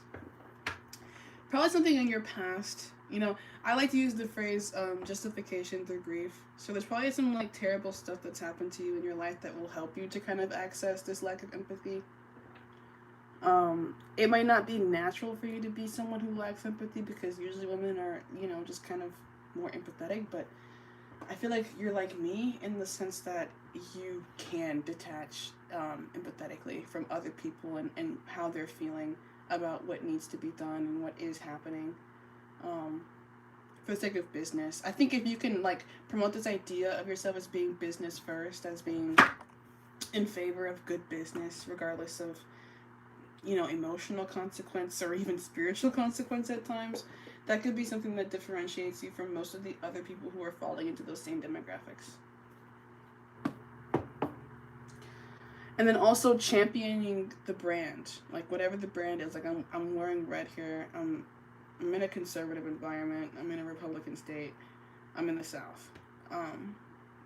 You know, I don't resist those things about my environment. I actually kind of like those things about my environment, because honestly, you know, I can stick out more. And this might sound a little weird and, you know, narcissistic, but whatever. I can stick out more when I'm somebody who's cool with it, you know, than somebody who resists it, because everybody was kind of resisting it, you know. And then where are they getting with that? Not very far. I actually was far left before I became right, so that's my justification. Like, I really went full circle with it. Like, I was at my most left, like, anarcho-communist, and now I'm a moderate Republican. So it's It's a circle of life. And you could have been like that at one point. And that's okay. Like, maybe even speaking about, like, your own journey with the right people who can empathize with you on that could be helpful. Um, because you're definitely coming into a time when you were, like, having the sword. Or, like, calling the shots. And eventually, when you become, like, the king of the sharks or the queen of the sharks, like, you'll be delegating these tasks to other people to do. So you'll be having to tell them to do things that you would have already done before. Which implies your willingness to do them. And also, like, a detachment from what it means to do them, really. Like, the burden of them, the guilt of them. I don't know why I'm getting, like, burden and guilt. I don't know. That's, like, a weird thing. Because, I mean, I guess, I don't know. Because you're working in, like, a mortgage firm, right? Like, I've never worked in that kind of environment. But I'm picking up on this, like, light and dark aspect of business. Like, both of these cards, like, there's an equal amount of light and there's an equal amount of dark. And I feel like the people who are at the very top are the ones who are, like, kind of knowing about the dark. The champion and the smith. Like, they're holding the weapons. They're holding the sword. They're holding the hammer. And then the light aspect is probably like, okay, here's the keys to your apartment. And, call me if you're gonna be late on rent. Like, that's the light part. And then there's, like, the other part. Oh, maybe it's the eviction kind of part. I don't know, because I'm thinking just, like, what's going on in real estate. Like, you know, maybe that's the part that you can do, like, when you're like, okay, well, like, get the fuck out, or, like, you're not, that's not enough money. Like, you being the one who says, or maybe this is, like, even, like, the selling of houses, and you're negotiating prices, and you're like, that's not enough, my client wants more, like, whatever you can do to prove that you're that kind of guy who can, like, speak in that kind of way. That's what you want to, like, really harness. The nice stuff can come later, but, like, I feel like that's the part that you might want to lead with. Okay. Dungeons and Dragons. More hammers. Yeah, being the mean woman could be something that you want to show off. And when one of the ways you can show that off without even actually saying it is through your style. So I don't know if you're wearing a lot of color at work or not, but the devil is here now. Maybe you want to start being a little dark, showing that dark feminine aspect of yourself. Like, proving that you have it, at least. Even if you're not living in that all the time.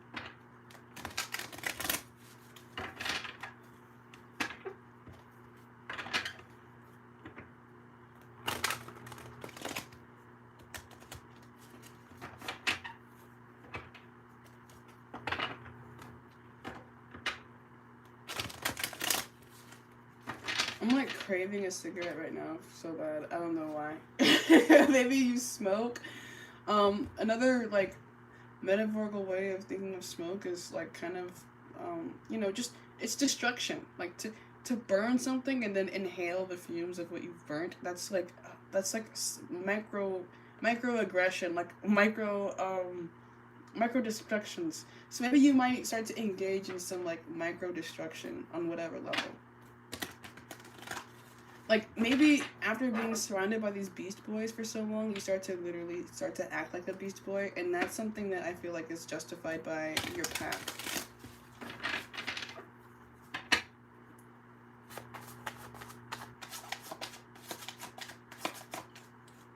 Clarify the champion, please, for how Panini can highlight herself and exalt herself as, like, a shark woman. 7 of charisma or pentacles. I just want to make sure you can see. He's picking a fruit.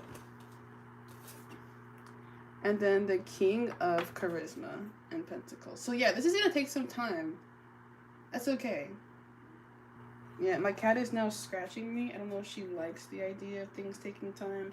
But the bottom of the deck is the star. It's Aquarius energy, which is ruled by Saturn.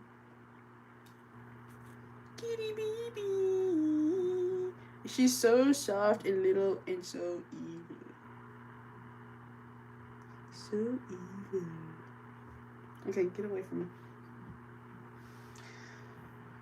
Um, yeah, you're already in the process of developing this image of yourself in the minds of other people as someone who's rock solid. It's already happening, but you kind of have to release those individual arrows as necessary and not overdo it. But also not be too conservative either. It's about like kind of striking that balance. And Aquarius energy is like a social energy. It has something to do with your network. So, and then underneath that is the opposite energy, which is the Sun Leo. So being an individual that fits into your network is what you should be focusing on. Like just once again holding the sword proudly, confidently, being that guy who does that thing that represents your network, pledges allegiances to your brand, in a way that's like you can count on to be reliable. Because this is all fixed energy, so it's like I'm not gonna switch up on this. Like this is who I am. Like this is what I do. This is how I get it. This is my style. This is my swag. This is me. Like I'm proving it. It's not just a one-time fluke. Like this is really me. Like for real. And the only way that's really believable is through maintained behavior. So however you are embodying this, you need to be able to embody this kind of 24/7.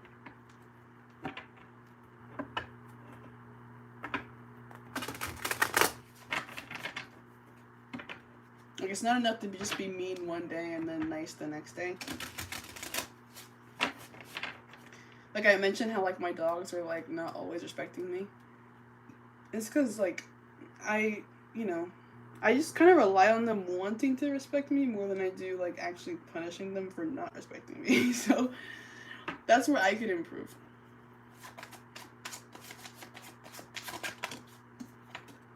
The Hermit in reverse underneath the Brawler. So yeah, come out of your comfort zone about this lack of empathy and the ability to confront people.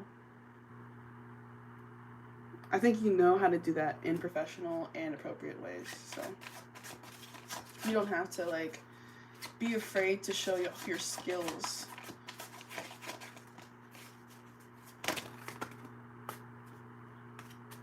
And you don't have to be afraid to be a little bit less than conservative about what you have to offer in regards to the brawler energy that you might be living in your role. Like it's okay to be a jerk sometimes. Ace of Cups, wisdom.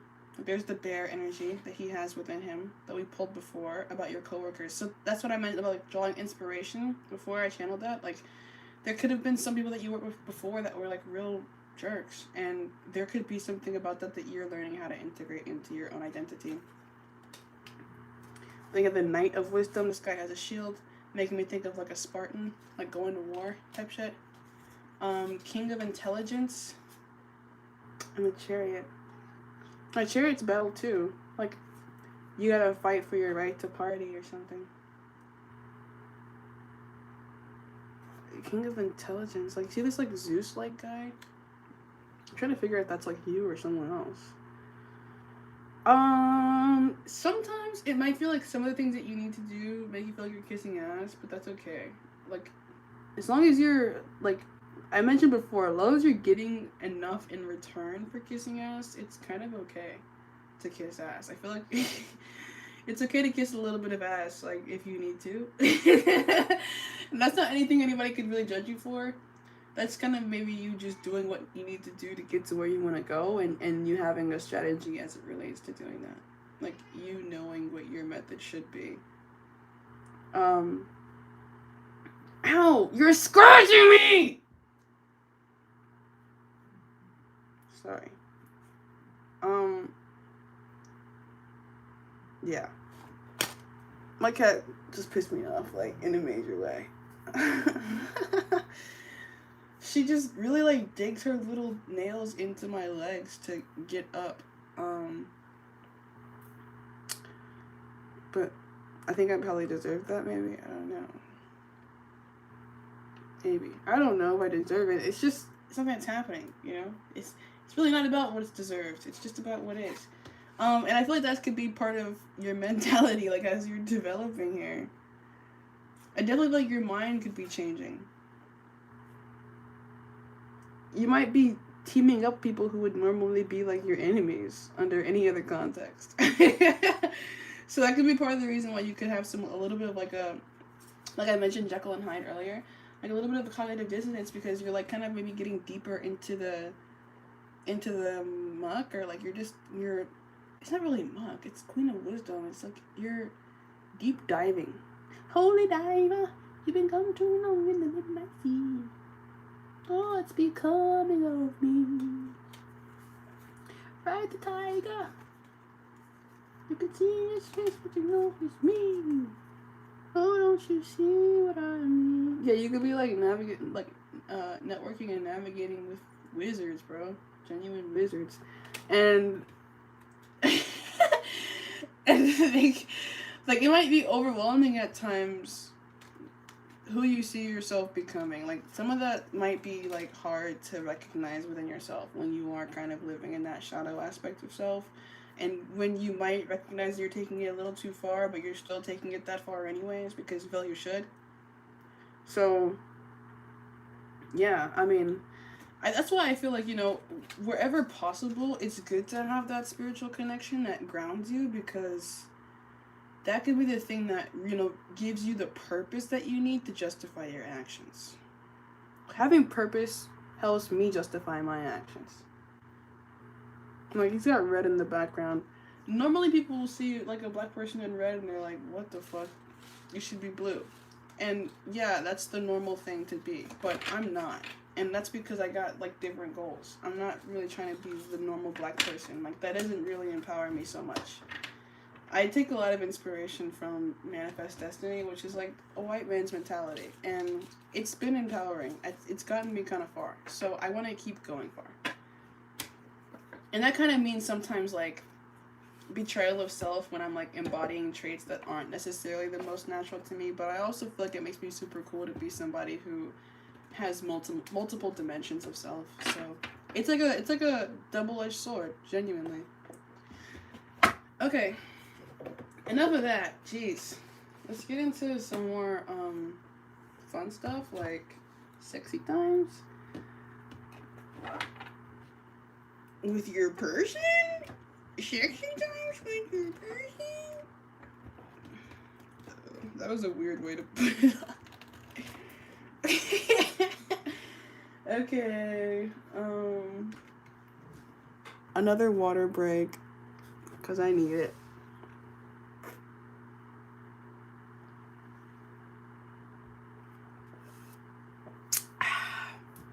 So good. Okay, just reminding myself here. So your person invited you to go look at condos in Mexico and Ecuador. Was that an expression of emotion and tensions? His perceptions of you sexually, 18 plus, and then meeting his friends and family. What does he talk to them about you? Does he talk to them about you, and then what do they say?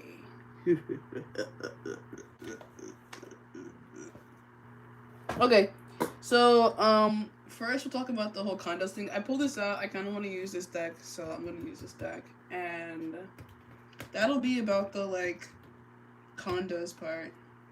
I'm going to use an actual Goddess of Love tarot for the 18 plus part, but I'll save that for, I think, last. I'll do that absolutely last, because once I get into that energy, it'll be hard to do anything else.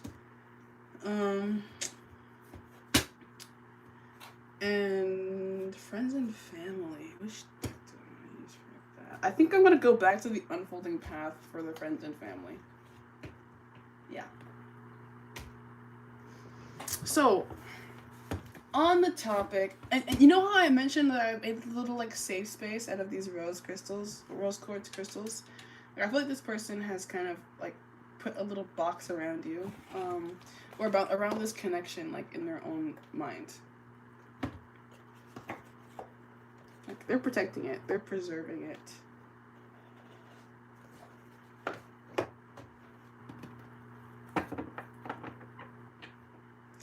Also, I feel like they might have gotten wind that someone else could have been interested in you. But this person feels like they maybe own you or like that you belong to them. This person could know that other people are finding the same value that they find in you, and that could occasionally be like threatening to them when they are feeling insecure about their position in your life. Okay, so trip to look at condos. What does that mean to this person? Like, why are they inviting you?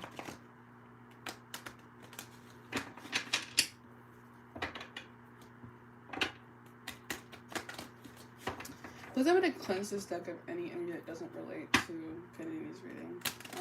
Please allow me to kind of connect with the energy of her person so that I can interpret it.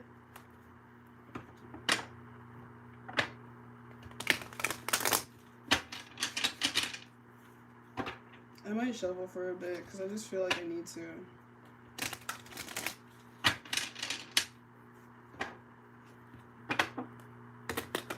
She's an American Beauty. I'm an American Psycho. That's a Fall Out Boy song. She's an American Beauty. I'm an American Psycho. I'm an American Psycho.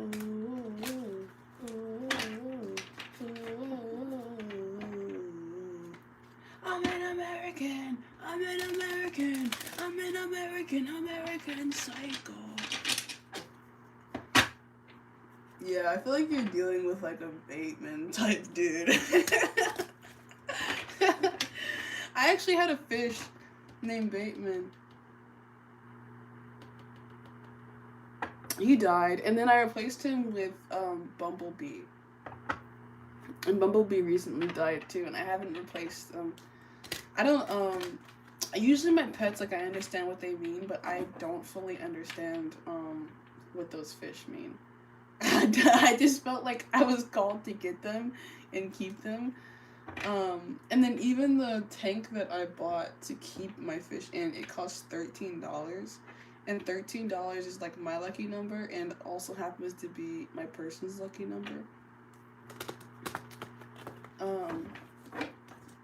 So I don't know if that, like, I don't know what I was maintaining there, but both of those fish have died now, and I just have an empty tank that's being filtered.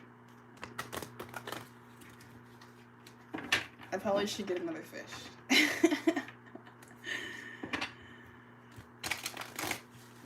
I'm not in a rush to do that though. Okay.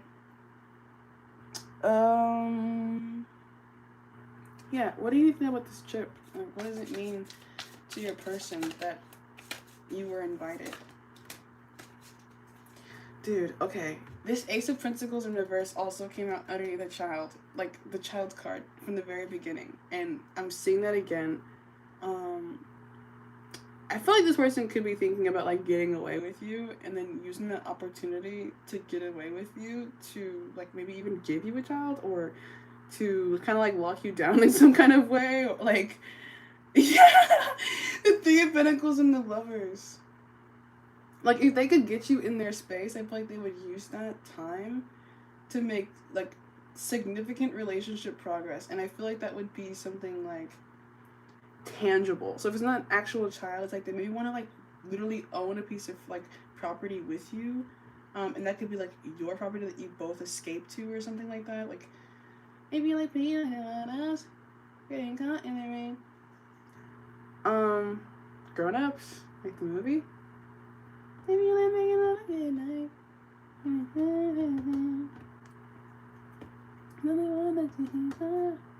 And me in escape, he's like playing music. I feel like this person could like really want to lock you down. They could be thinking about locking you down. And they want to prove to you that they have stuff to give you. That they want to like put you in a place and be like, hey, this is what I can afford. This is proof that I'm interested. And I'm also better than everyone else because who else could take you here or who else could buy this? Like who? Like this is kind of like their flex, I think. This is their way of like introducing themselves as somebody successful to you. Maybe after a period of time of like you not being around them, and they could be feeling like, oh, I was working on like making money.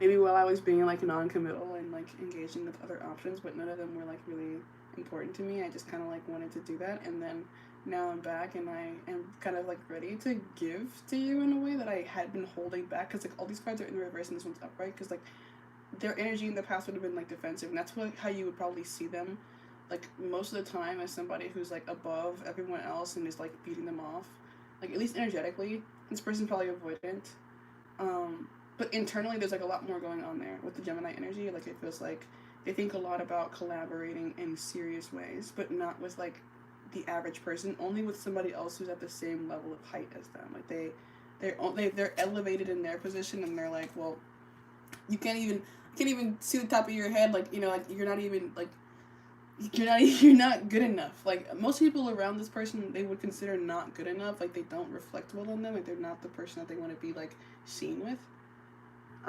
So you're looking like the person that they're working to impress. Like they're wanting to woo you specifically. So if you're asking like, is this an expression of emotion? Like, yeah, I think it is, because this person's trying to woo you with things, because they probably have a lot of things, a lot of stuff that they've been working on building independently. Why is the Ace of Pentacles here in reverse?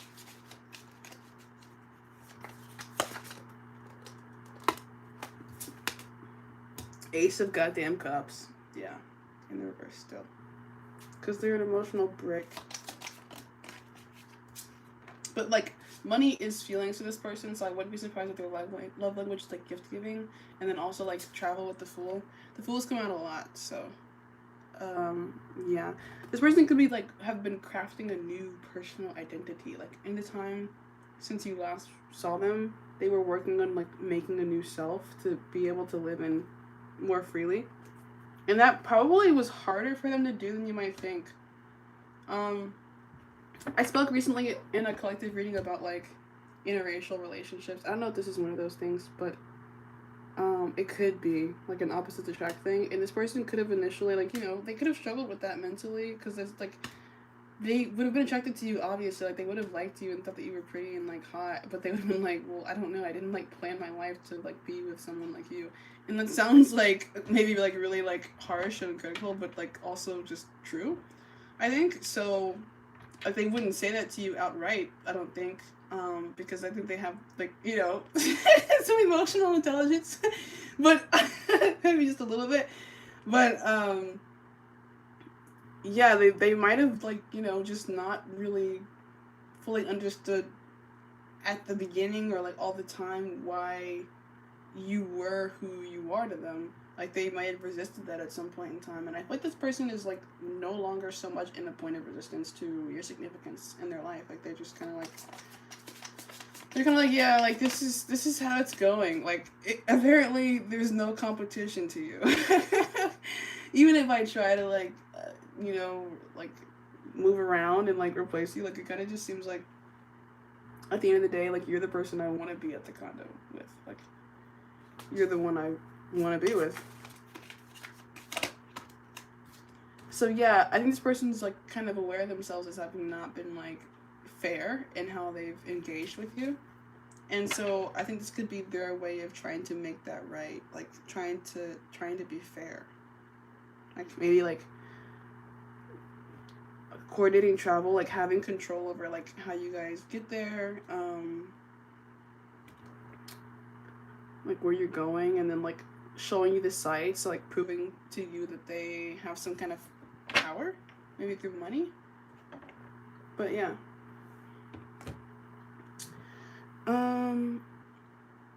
What, like, you know, what are they thinking that is gonna come from this?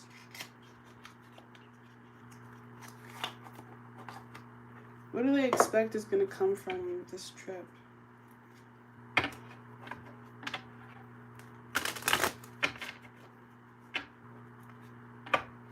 But it's like they're gonna go to like this tropical place, maybe where like everybody's brown. And they're gonna be like, yeah, I'm here with my brown lady.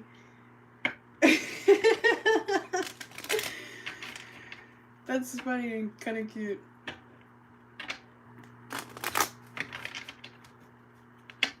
I don't know if they're not brown. Like, I don't know. You've never, like, said what their race was, but I kind of was picking up on, like, American Psycho vibes for that guy, so... Even if they're not, like, a white guy, they probably have, like, white guy mentality. Which is, like, kind of stuck up, kind of arrogant. Generally speaking, I'm making generalizations here. Like, you know, generally. I think that's kind of fair to say. Alright, so what do they think is gonna come out of this trip? Like, what are they hoping for? Page of Pentacles in reverse, and the World. So I think they're thinking that they're gonna, like, you know, spend a little money on you, and you're gonna feel like the only woman in the world, pretty much. I want you to make me feel like I'm the only guy in the world. And once again, they're like, yeah, look at me. I'm the guy who has money and can make things happen. Look at what I can do with my money.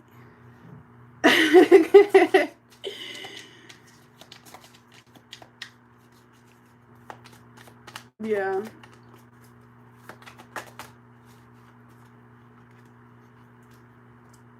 Nine of Swords in reverse. Yeah, they don't want you to, like, be anxious or reserved with your feminine aspect with them. Like, if that's sexual energy, I feel like this person would want to be, like, flirty. I don't immediately see, like, Pound Town or anything, which is interesting. I feel like they would be, like, chill about that. Like, they wouldn't force you or, like, pressure you to have sex with them. Like, which is cool, I think, actually, because I don't think this person normally would be like that. But I think that they, like, you know, they would kind of leave it up to you. Like, all these cards are coming out in the reverse. Like, they're definitely having attraction to you, definitely having interest in you, but mostly in, like, this innocent way. Like, Page of Swords, clarified by the Page of Pentacles, like they want to, like, spend money on a dinner and then talk about the dinner, and then, like, maybe before the dinner you guys, like, visited a bunch of, like, different condos, and then you guys can talk over dinner about, like, which one you like best, because they like appreciate your perspective. Like, they think that they view as having, like, you know, like, they think of you as having good ideas or, like, knowing things about stuff, having an eye for value, having an eye for the market. You know, like, they're kind of appreciating you in a platonic way initially. Yeah. What are they hoping is gonna come from this trip? Okay, and then boom. And then we have all the fire. And then it just came out, like, all of a sudden. So, yeah. Ace of Wands on top of the Fool. And then the Seven of Wands. Yeah, they're gonna... Yeah, Page of Wands there, too. They're gonna keep it chill, and then it's probably gonna be a bunch of, like, fashion.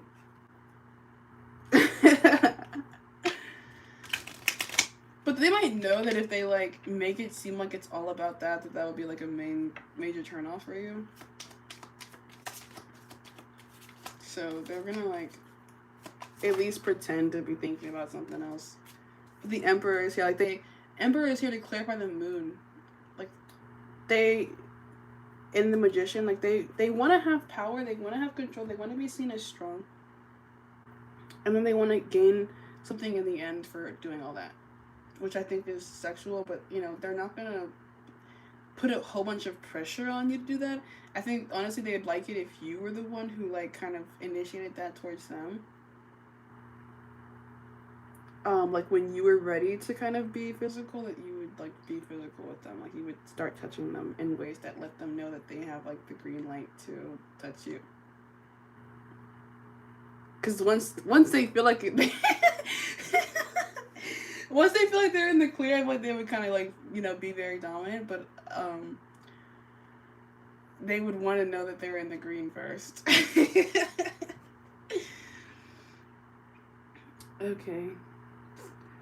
So yeah. So that leads us perfectly into his perception of you sexually, but I didn't get to ask about the friends and family thing. I guess I'll just do it in that order. We'll do the sexual thing and then we'll do the friends and family. That's fine. I'll do my best to pull myself out of the energy of sexuality. You see how I said before I was gonna say that for the very end, and that's exactly how I came out in the cards. I feel like that's how your person is kind of like planning this. That they're like, okay, we're gonna meet up and we're gonna like see the sights, and then like we'll maybe share a hotel room or something. I don't know, or like I don't know how that's exactly arranged, but I do think that they are anticipating that you guys will be like alone together at the end of the day or at the end of the night, and that's kind of like when the sexy times would be happening.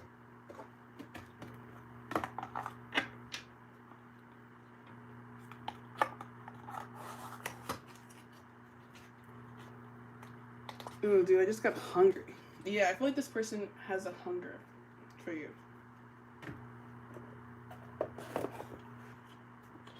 So it's weird. Like I want to smoke and I'm hungry. That makes me feel like they're not like the same as you in some way. Like part of their hunger for you is kind of primal. Like it's like I don't know. Let me not do too much there. But like yeah, and I mentioned them being kind of like dominant and stuff. Like you know.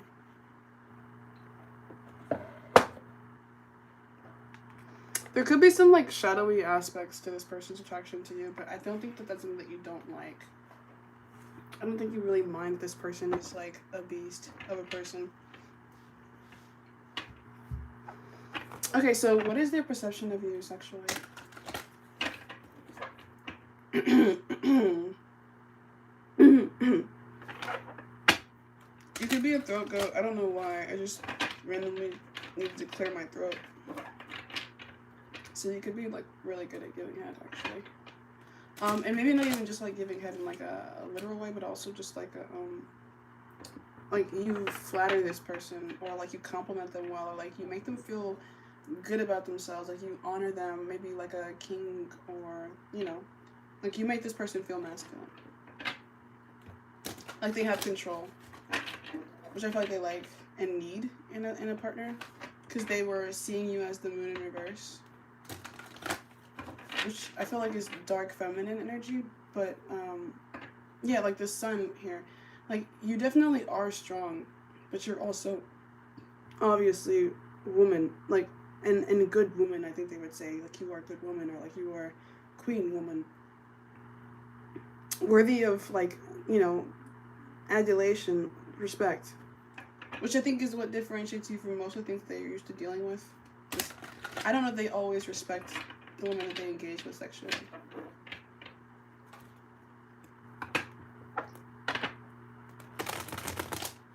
Or I wanted to say the people that they engage with sexually, because this person might have some, they might be like, on that spectrum of like having interest in more than just one kind of thing sexually.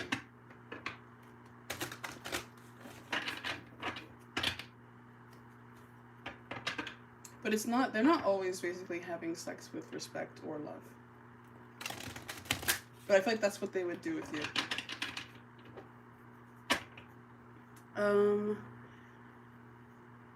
Yeah, how are they seeing you sexually? The lovers, literally, they actually love you. Oh shit, yeah, they love you, bro.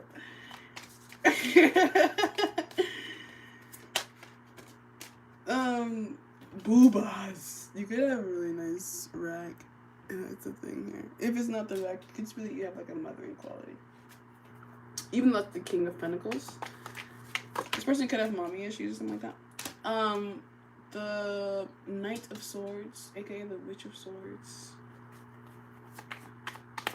Like heart in your hands. You have their heart in your hands. That's how they feel, and I feel like that makes them feel vulnerable a lot of the times, which is part of the reason why they're not really always around, maybe. This person could definitely be avoidant of you. But that would make sense based on the kind of person that they are. Like, they're used to having control. And I feel like you're someone that makes them feel out of control because of how much power and control you have over their internal state. Why is the Lovers here? Like, to experience a rejection from you would be hard to swallow, which is, I think, part of the reason why they don't engage. Like, they are, like, avoiding the possibility of being rejected. Like, remember when I was talking about how they're gonna, like, wait for you to, like, give them signs? Like, that's their way of knowing that they're in the green to do what they want to do. Like, they're gonna, like, wait until it's really obvious from you that you're on the same page. Like, still. Because the still thing could be a thing here. I know that you wanted to talk about, like, sexuality and stuff, but I'm picking up on, like, the emotions that are coming through with this sexuality, which I think is unique to this person. With you, specifically, I know that they like your body. Like, they definitely like your body. You probably have a nice shape, like, curves-wise, and, like, boobs are coming out a lot.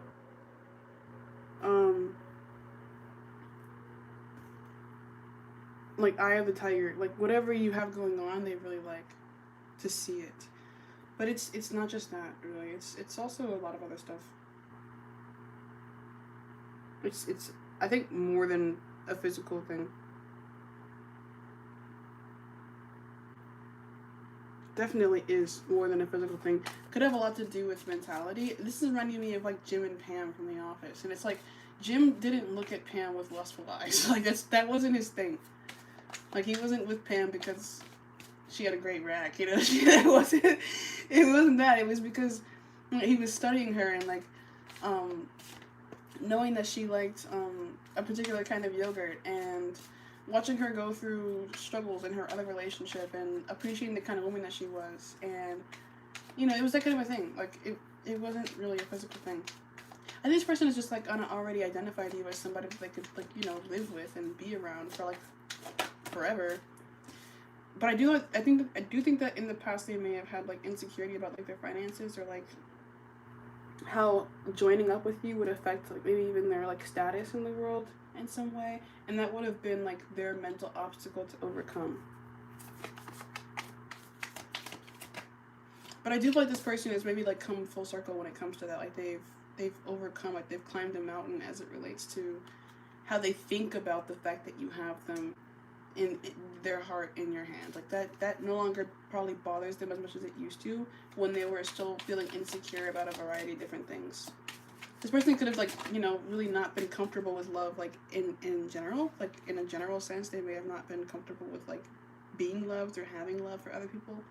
For whatever reason, they could have, like, experienced some kind of major disappointment in the past as it relates to that. So, like, I don't know that love was really, like, on the table at the time that you met, but I feel like this person would have known that they were inclined to lend it to you, and that would have grown over time. And I feel like the way this person, like they would have come to a greater sense of peace in having love with you as they witnessed you navigate them throughout time. Because we have a butterfly, we have, like, these two cocoons. Like, this is a situation that has spanned time, and I feel like that's one of the main things that lets this person know that this is something that could continue to span time, and that it's, like, strong enough to be stable. Because I think you exist in this person's, like, mind space. Like, she's pretty much completely naked here. Like, they really like your body, but, like, they're not just focusing on that. Like, they definitely think about that, but it's more than that. However, like, you feel on, like, the inside this person likes, so that's cool. I don't really know how to describe that because I've never felt you on the inside, but I feel like this person likes how you feel. Lust. It's lust in the reverse. Like, it's there, but it's not a driving force, actually, surprisingly. It's not the ultimate factor. I think the ultimate factor here is, like, functionality. like you guys do very similar things for work. You guys have a similar mindset. You feel like maybe yin and yang. Like you feel like maybe you are on the outside what this person feels like they are on the inside in certain ways. I think this person has like an appreciation for your beauty, but like in a witnessing nature kind of way. And then you might also have some kind of like maturity about yourself with the Sagittarius energy, like, or like this fun loving spirit also. So this person maybe likes how you are when you're at play, or like maybe under the influence of like a drug or something, or a substance. Like they probably like, they just feel like they like you. Like not even, I don't want to say like as a friend, because I don't think it's as a friend, but I think that this person, you know, just the lovers, like you are, they would identify you as their lover, like straight out the gate. That's the first card that came out. So yeah.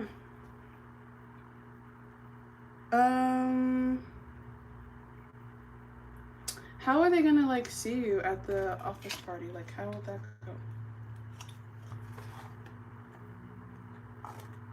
go?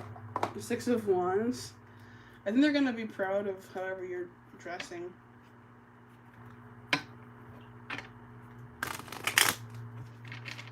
Like I said, this person kind of feels like you compliment them well, like you flatter them.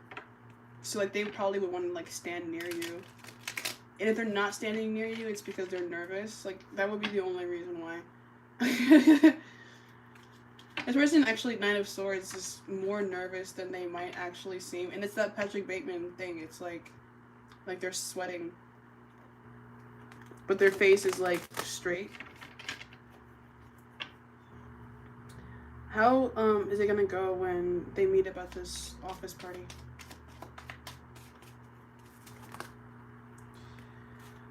We have 9 of Pentacles in reverse. Yeah, I don't think they're gonna want to be by themselves, but they're gonna probably go by themselves. And then hope that you're there. And then 8 of Swords in reverse.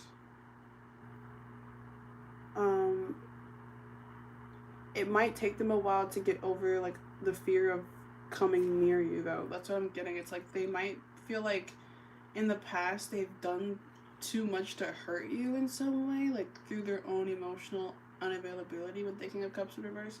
And they might have guilt about that, actually. Like they might feel bad about like what you've had to go through, or like what you have to put up with when it comes to them, and that might keep them away, but they're gonna have to like overcome that. Like they're gonna have to, like 10 of Pentacles, like they're gonna have to lock into their vision of your future, Ace of Swords, and then like communicate with you, like, and like approach you, and then be like, okay, I know I like was super like annoying in the past, but this is actually what I want. Like I actually want to be with you.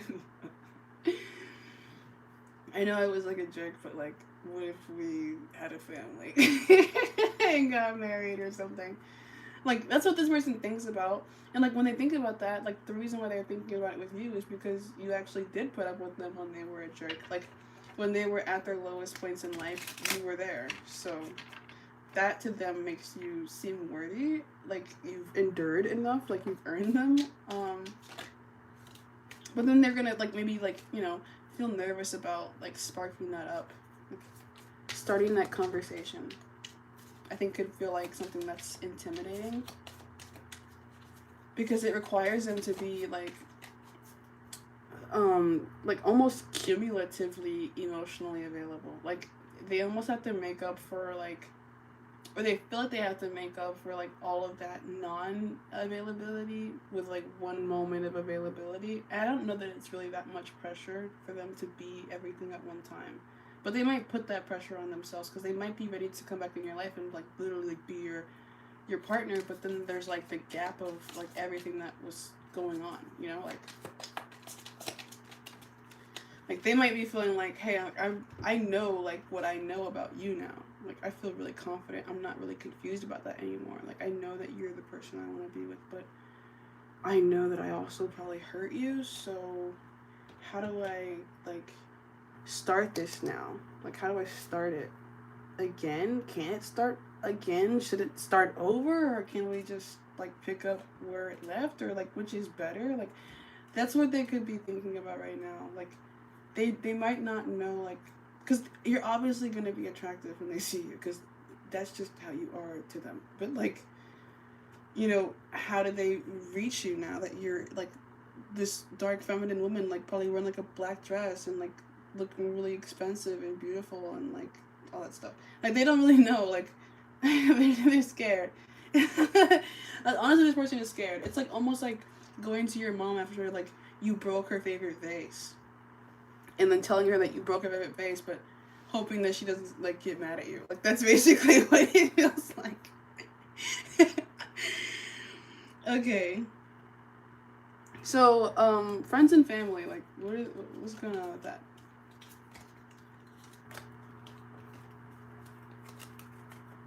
We did see the Ten of Pentacles before, so I do think this person is seeing you as somebody who, they could take home, which is nice.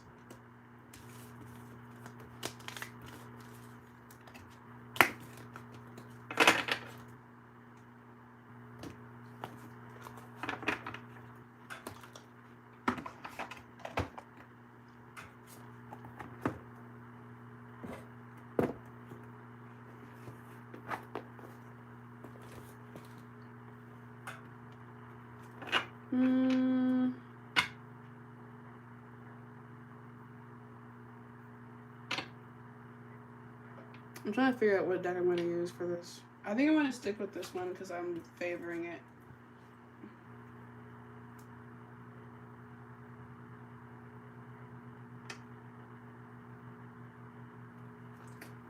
Fuck it, we're back to the beginning. So, do they talk to your friends? Do they talk to their friends about you? And if so, what are they saying?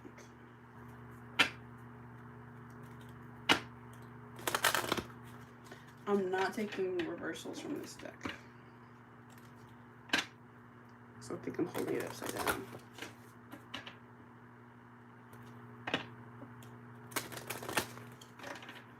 I'm not taking reversals. I'm not taking no for an answer. I feel like this person, like, even if they are talking to their friends and their friends don't agree, it doesn't really change their mind. Even if they don't always show that, like, they might be agreeing with their friends outwardly, but this person does have independent mind. So you can count on them to have independent thoughts from their friends and family and not be so easily influenced, even if they do go along to get along. So, are they talking to their friends about you? And if so, what are they saying? Pathway. Number 35. This is literally called the Unfolding Path Tarot.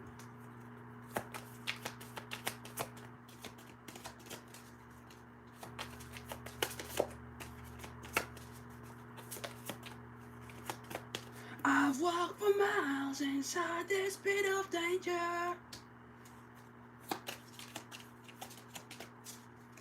I've swallowed down 1,000 years of anger. On my shoulders. Sudden wealth. Jackpot. 777 on the card. So I think this person, courthouse. Holy shit.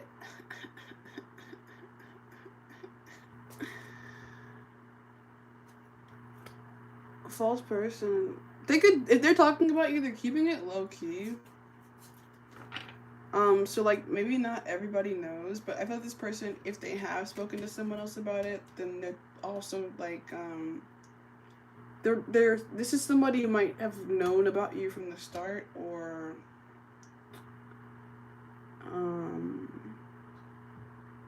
someone who knows where they want to take this relationship, which is probably, to the goddamn courthouse, honestly. Courtship, yeah. House, underneath that. Main male. Mature man. Official person. Yeah, I feel like this person, if they are speaking about you to anybody, it's to communicate the severity of their intentions. Like, they could be telling their friends that they're working on getting you to the courthouse in some way. Like, if their friends know about their trip to Mexico, they're like, what are you doing in Mexico? And then the friends, dude's like, well, you know, I really want to take Bernard on a trip because I haven't seen her in a while. And I miss her. And then they're like, maybe like making a little bit of fun, but ultimately, I think supportive. Because sudden wealth, you're recognized like kind of objectively as having quite a bit of wealth or like value. Like you might have independent wealth, or you definitely have independent value. Like you have a nice job, and I think you're spoken of highly in a general sense. But the house is coming out. Like I don't know if that's in the frame. Can you see that? You can barely see that, but it's there. Like this person is thinking about becoming a mature main male, an official person, through courtship and the creating of a house. So that's what they're thinking.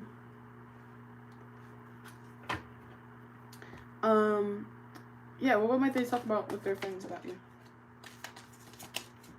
7 of Pentacles in reverse. Like they don't really want to wait anymore. This is somebody who maybe like wants to like really start to apply pressure in this relationship. Like they're done waiting, they've seen enough kind of a thing. 8 of Swords in reverse, Page of Swords again, and the 3 of Cups in reverse. Yeah, I don't know that they're telling like a bunch of people about you. I don't think that it would be like, you know, this person is probably private about things that matter to them. So I don't see it being widespread knowledge, but the people who actually matter, who should know, they do know. The Lovers. The Sun. Yeah.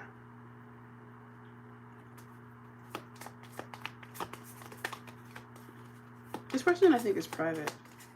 So don't take that as like them not caring, because I think they're just protective. Yeah. This is someone who's protective over the things that matter the most to them.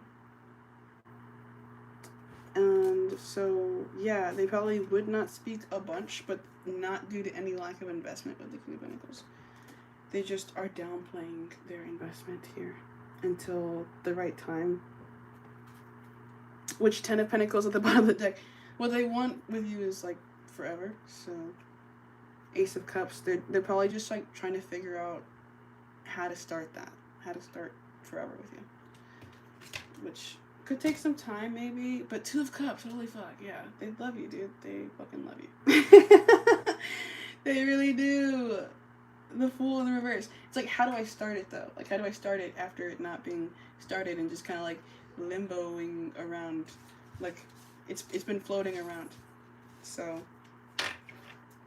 it's just a matter of like beginning this journey with you, which could be the most intimidating part. This person is someone who can follow through though. Like you can count on them to be reliable. Once they do start loving you, like officially. Maybe at the courthouse, who knows? Like this could be someone, oh my gosh, like, wait. I just picked up on like this elopement feeling. Child. Again. I don't know.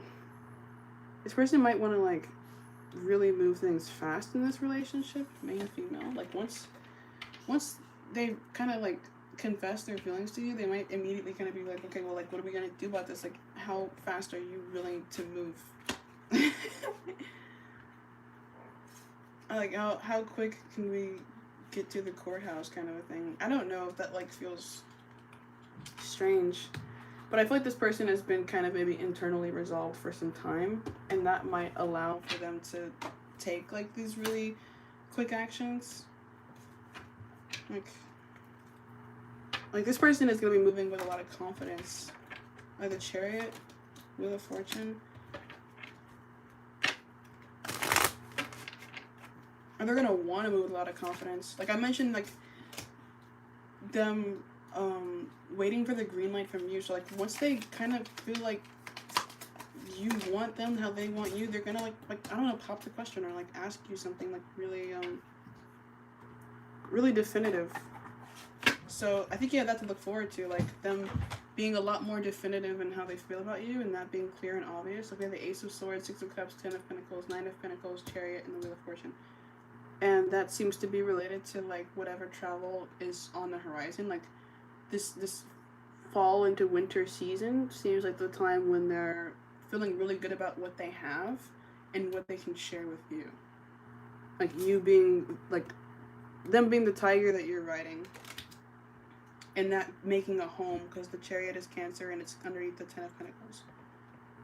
So, maybe even, like, having a kid with you at some point in the near future. So, yeah. Boom. That's what I got. That's the whole reading. I need a smoke. Thank you so much for getting this reading and trusting me and being patient with me, because I didn't know what to say at first. And I was, like, kind of like, what? And I got the cards, and now I'm ready. So, thank you. And bye.